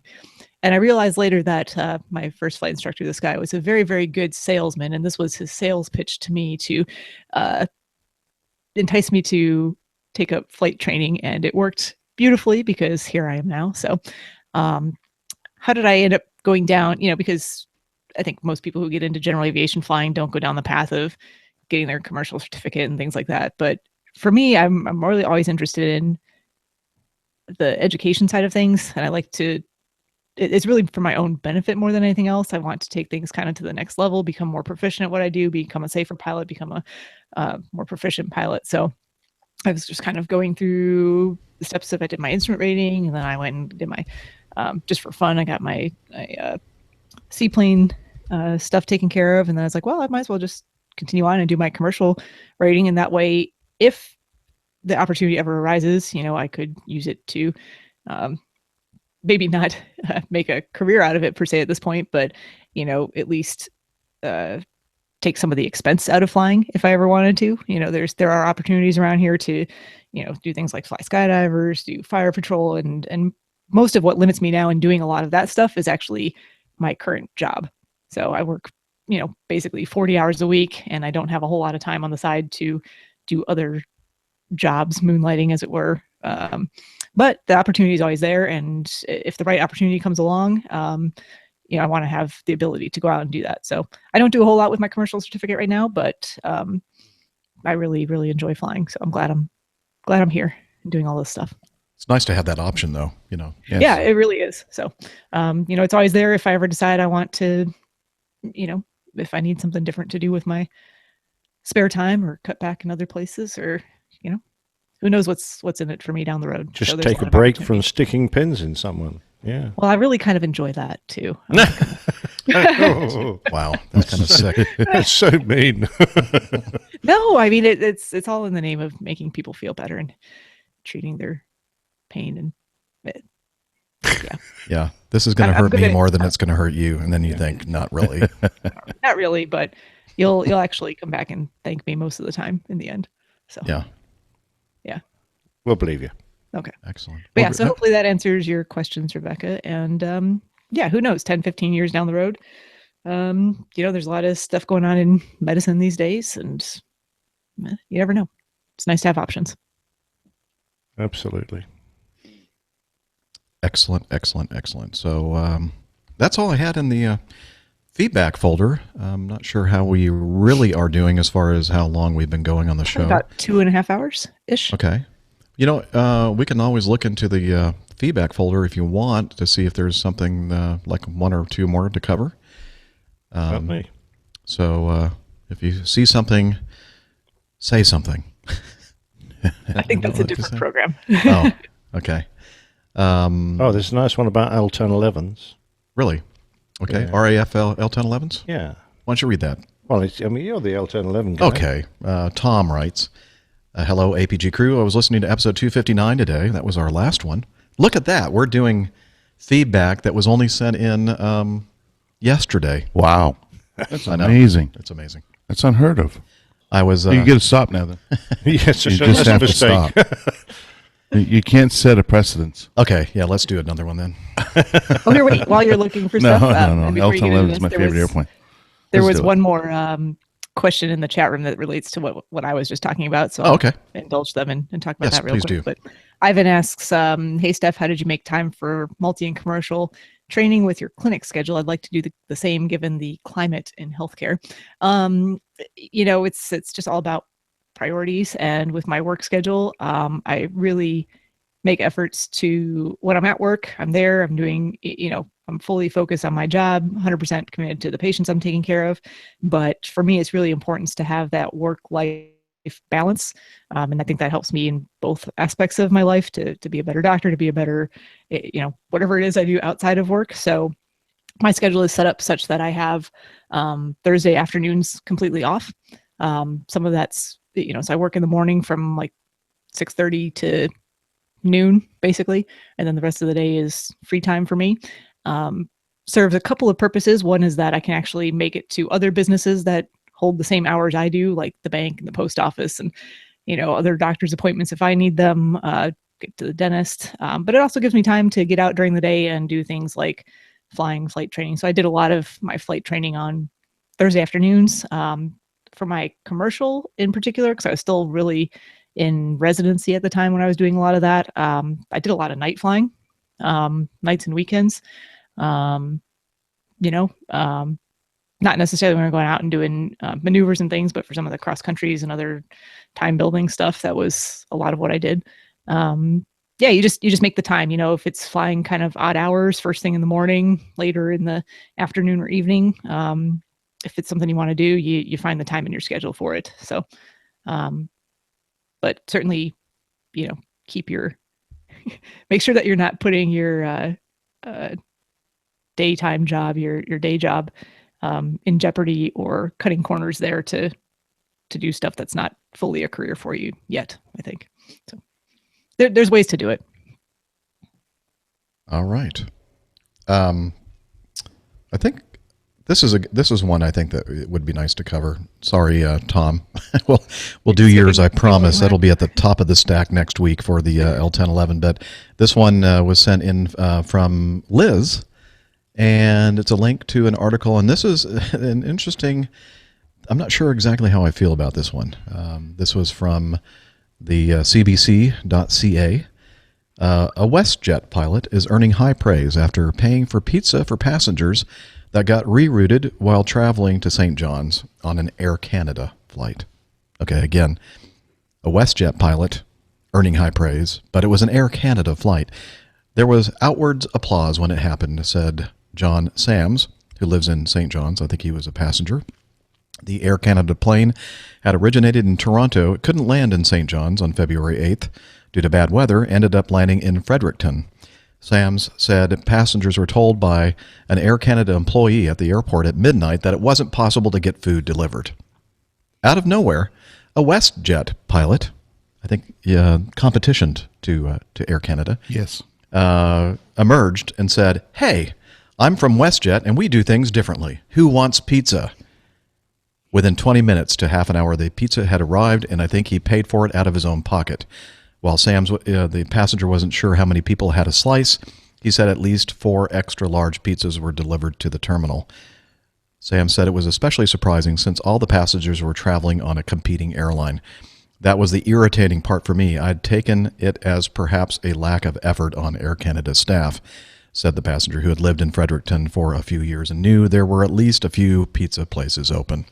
For its part, kind of embarrassing for Air Canada, Air Canada is apologizing to customers and acknowledging the efforts of the WestJet employee. Unfortunately, the food service was closed, but thankfully a caring customer, an airline employee himself, they don't put that it was another airline, so truly empathetic to the situation, stepped up. Air Canada said in a statement provided to CBC News. Clearly, we should have done better for our customers. I bet the gate agents or whoever was involved at the Fredericton airport are probably having a talk with some of their superiors and perhaps even getting a demotion or maybe even losing their jobs for this. This is like, wow, talking about a You think so? slap in the face. I don't know. I don't know. So here's my take on this. Okay. Yeah, this guy was not an employee of the airline involved, but he sounds like just a really super nice stand-up caring guy. Maybe he was hungry himself. I don't think that should be a poor reflection on Air Canada per se. It's weather related stuff. Well, the way the story is written and crafted. Now, of course, a it's lot of it written can with be an agenda and an opinion. I think a little bit. Yeah, I think but this was it's just like one nice guy who, maybe would have even done the same thing even if he wasn't an employee of another airline. he may have. You're right, and So, I think he just maybe took advantage of the fact that he could get some good points for his carrier thrown in there. But it really is a shame sometimes employees. I know it's all of a sudden you're not expecting a flight to come in. It's diverted. It's late. You're probably supposed to be home by now, but now you got to stay at the airport and take care of all these passengers. And the last thing you want to do is get on the phone and order some pizzas for everybody. The crew of the Air Canada flight could have thought about that. I don't know. We don't know a lot of details to this story, but I'm thinking, when I was reading it at first, I thought, well, this happens all the time. We have Acme guys that buy pizza for the passengers when we're stranded somewhere. But then I went, oh, wait a minute. There's a little twist on this one. It was a different competing airline pilot that did this. And I'm thinking, wow. Yeah. Well, I think if Air Canada had come out right away and said, we really, really appreciate this, they should have been very thankful and, could have been just goodwill for both of the for whatever reason, we were, or it was an oversight on our part. We weren't able to do it. It didn't occur to us, but we really, really are thankful that this gentleman stepped up and did this. And they could have said, hey, go Canadians. Yeah, we're all Canadians. Yay. Exactly. Go for us. Exactly. Or not. Oh, well.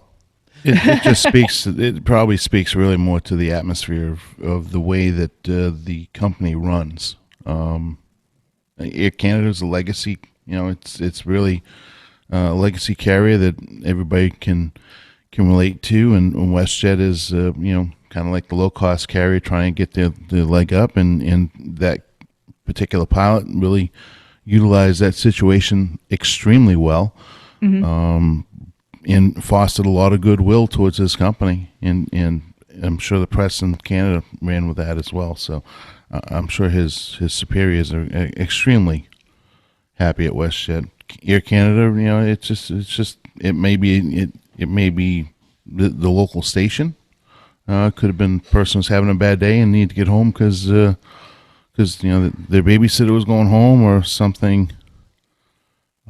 Something else was going on. So you really don't know, but I really think it's more in the corporate environment in which the airline or the company, because this can be with almost any company actually, it fosters for the work environment that they choose to have. I mean, Acme for us, I mean, things weren't so great all along for a long time, and then next thing you know, we're one of the best certainly in the States. And, Southwest has always been known for having fun, entertaining flight attendants doing swanky things to win over. You can pull up any video on YouTube. So, it's just it's from the top leadership down.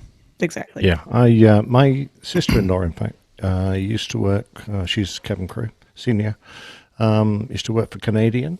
And when they were absorbed by Air Canada, she was really rather upset because they had to cut back on a lot of the service they were allowed to give, and everything was pared back to the bone.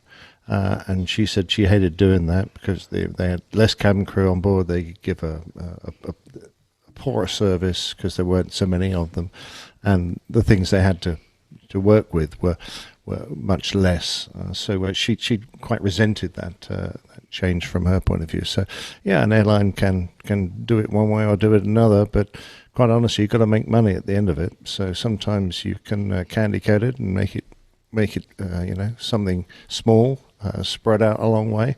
But generally speaking, it's the attitude of the staff that makes the biggest difference, not what you've got to give your passengers.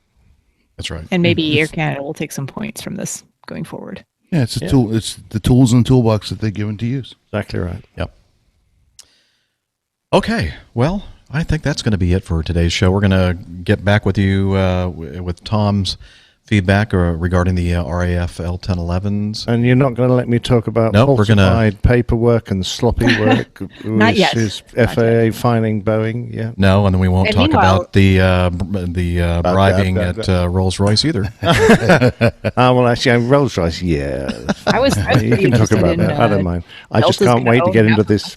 Wait a minute, you guys are talking over each other. Steph, I think it's your turn. I was going to say, I was most interested in Delta's going to own half of Mexico. I just see that as a they're just buying Mexican replacement pilots. The whole country. No, I think the whole country. He's just muted me. Muted his microphone. Stay away from my mic. I don't know. He's just going blah blah blah blah blah Boeing blah blah blah. Okay, you're back on. I have to behave. All right. Okay. Boeing. Anyway, so obviously you hear the music coming up in the background. That means that it's time for us to end the show, and just pretend. I'll put it in after. No, not that music. Oh, okay. Wow. It's been a lot of fun until now here at Dana's house, and it was a great party again. Thank you, Dana, for being such a gracious host and such a great cook, and to your lovely wife, Julie, as well. Thank you, Julie, for putting up with Dana and that's for sure. And Jeff. and especially me. You went to bed early last night. I did. I snuck away. Yeah. Yeah, let's don't talk about it. Anyway, what else? If you want to I'll learn make more it to about the next party. Yeah. if you want to learn more about the next show, I hope. We missed Steph. It was a little bit too short notice for her to make plans to come over here, fly in, and take part in the party. But you were missed, and we hope to have you with us next time we're all together here in Atlanta. Yes, I hope so. And Micah wants Julian on a cameo. I don't think Micah. I'm sorry, I don't think she will. She's just rolled out of bed, so she doesn't have any makeup or anything. She doesn't have any clothes on or anything. No so, clothes. No. Yeah. Anyway, if you want to learn more about the show, head over to airlinepilotguy.com. There you'll find information about the crew. By the way, now Dana is officially on the APG crew on the website, and we're working on getting all that in the app as well. But have some issues to work through with that right now. But I think the push notifications are working, although I forgot to send one out for today's show. Oops. Oops. No, you know, now that I think about it, it's not working. So I'll fix that for the next show. It will be fixed for next week, though. Yeah. I'm sure of it.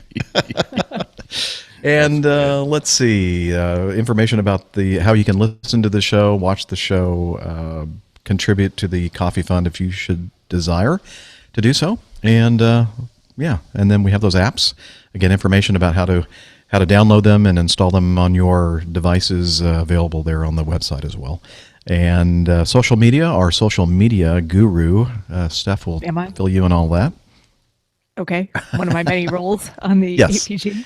Yes. So she social wears media- many hats. Yeah. I think HR has superseded all the other ones at this point. But Yes, if gives you you would nice like to work. find us on the social media, you can do so primarily on Twitter. We all seem to be there and fairly active. We all have a joint account. It's at APG Crew. If you go there, there's a pinned tweet at the top that has most of our individual information. So if you'd like to contact us individually, but if you send a tweet to @APG Crew, we can all see that and interact as appropriate. Facebook, facebook.com/airline pilot guy. And then there's also another app for a couple mobile platforms, Slack. If you would like to join a perpetual chat room there, you can get in touch with APG community member Hillel, but you have to do this on Twitter. He's at HI11E1, and he'll need an email address from you, and he will give you access to the information on Slack to join us there as well. Excellent. And anything else want to say before we end today's show? Where'd the time go? I can't believe I know. it's 12, almost 12. Why can't I almost sleep 12:30. Is it time for me to mute your microphone again?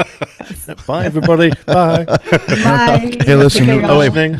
No, and until next time, wishing you Next clear time. skies, unlimited visibility, and talons. Talents, yeah. What was it at the very end that we were supposed to say? Talent. No, Douglas. Matt.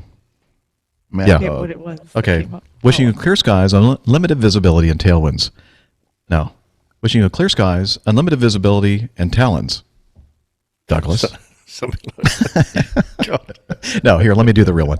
Wishing you clear skies, unlimited Unlimited. Can't even I'm speak. on there. Right. I'm on there. Oh man, this Okay. is just okay. Wishing you clear skies, unlimited visibility, and tailwinds. Take care, and God bless. Bye, everybody. Bye-bye. Take care, y'all. Cut. Thank God for that. Good luck with editing that. Yeah, I got a lot of editing to do at the end. Oh, no, leave it in. I think it's the best bit. All right. Thanks, chat room. They want to see you. We love you guys. You want Yeah, Rick, who- the people in the chat room want We to need- see you. We miss You don't Rick. want it? She won't do it. Okay, She never mind. won't do it. Yeah. Oh.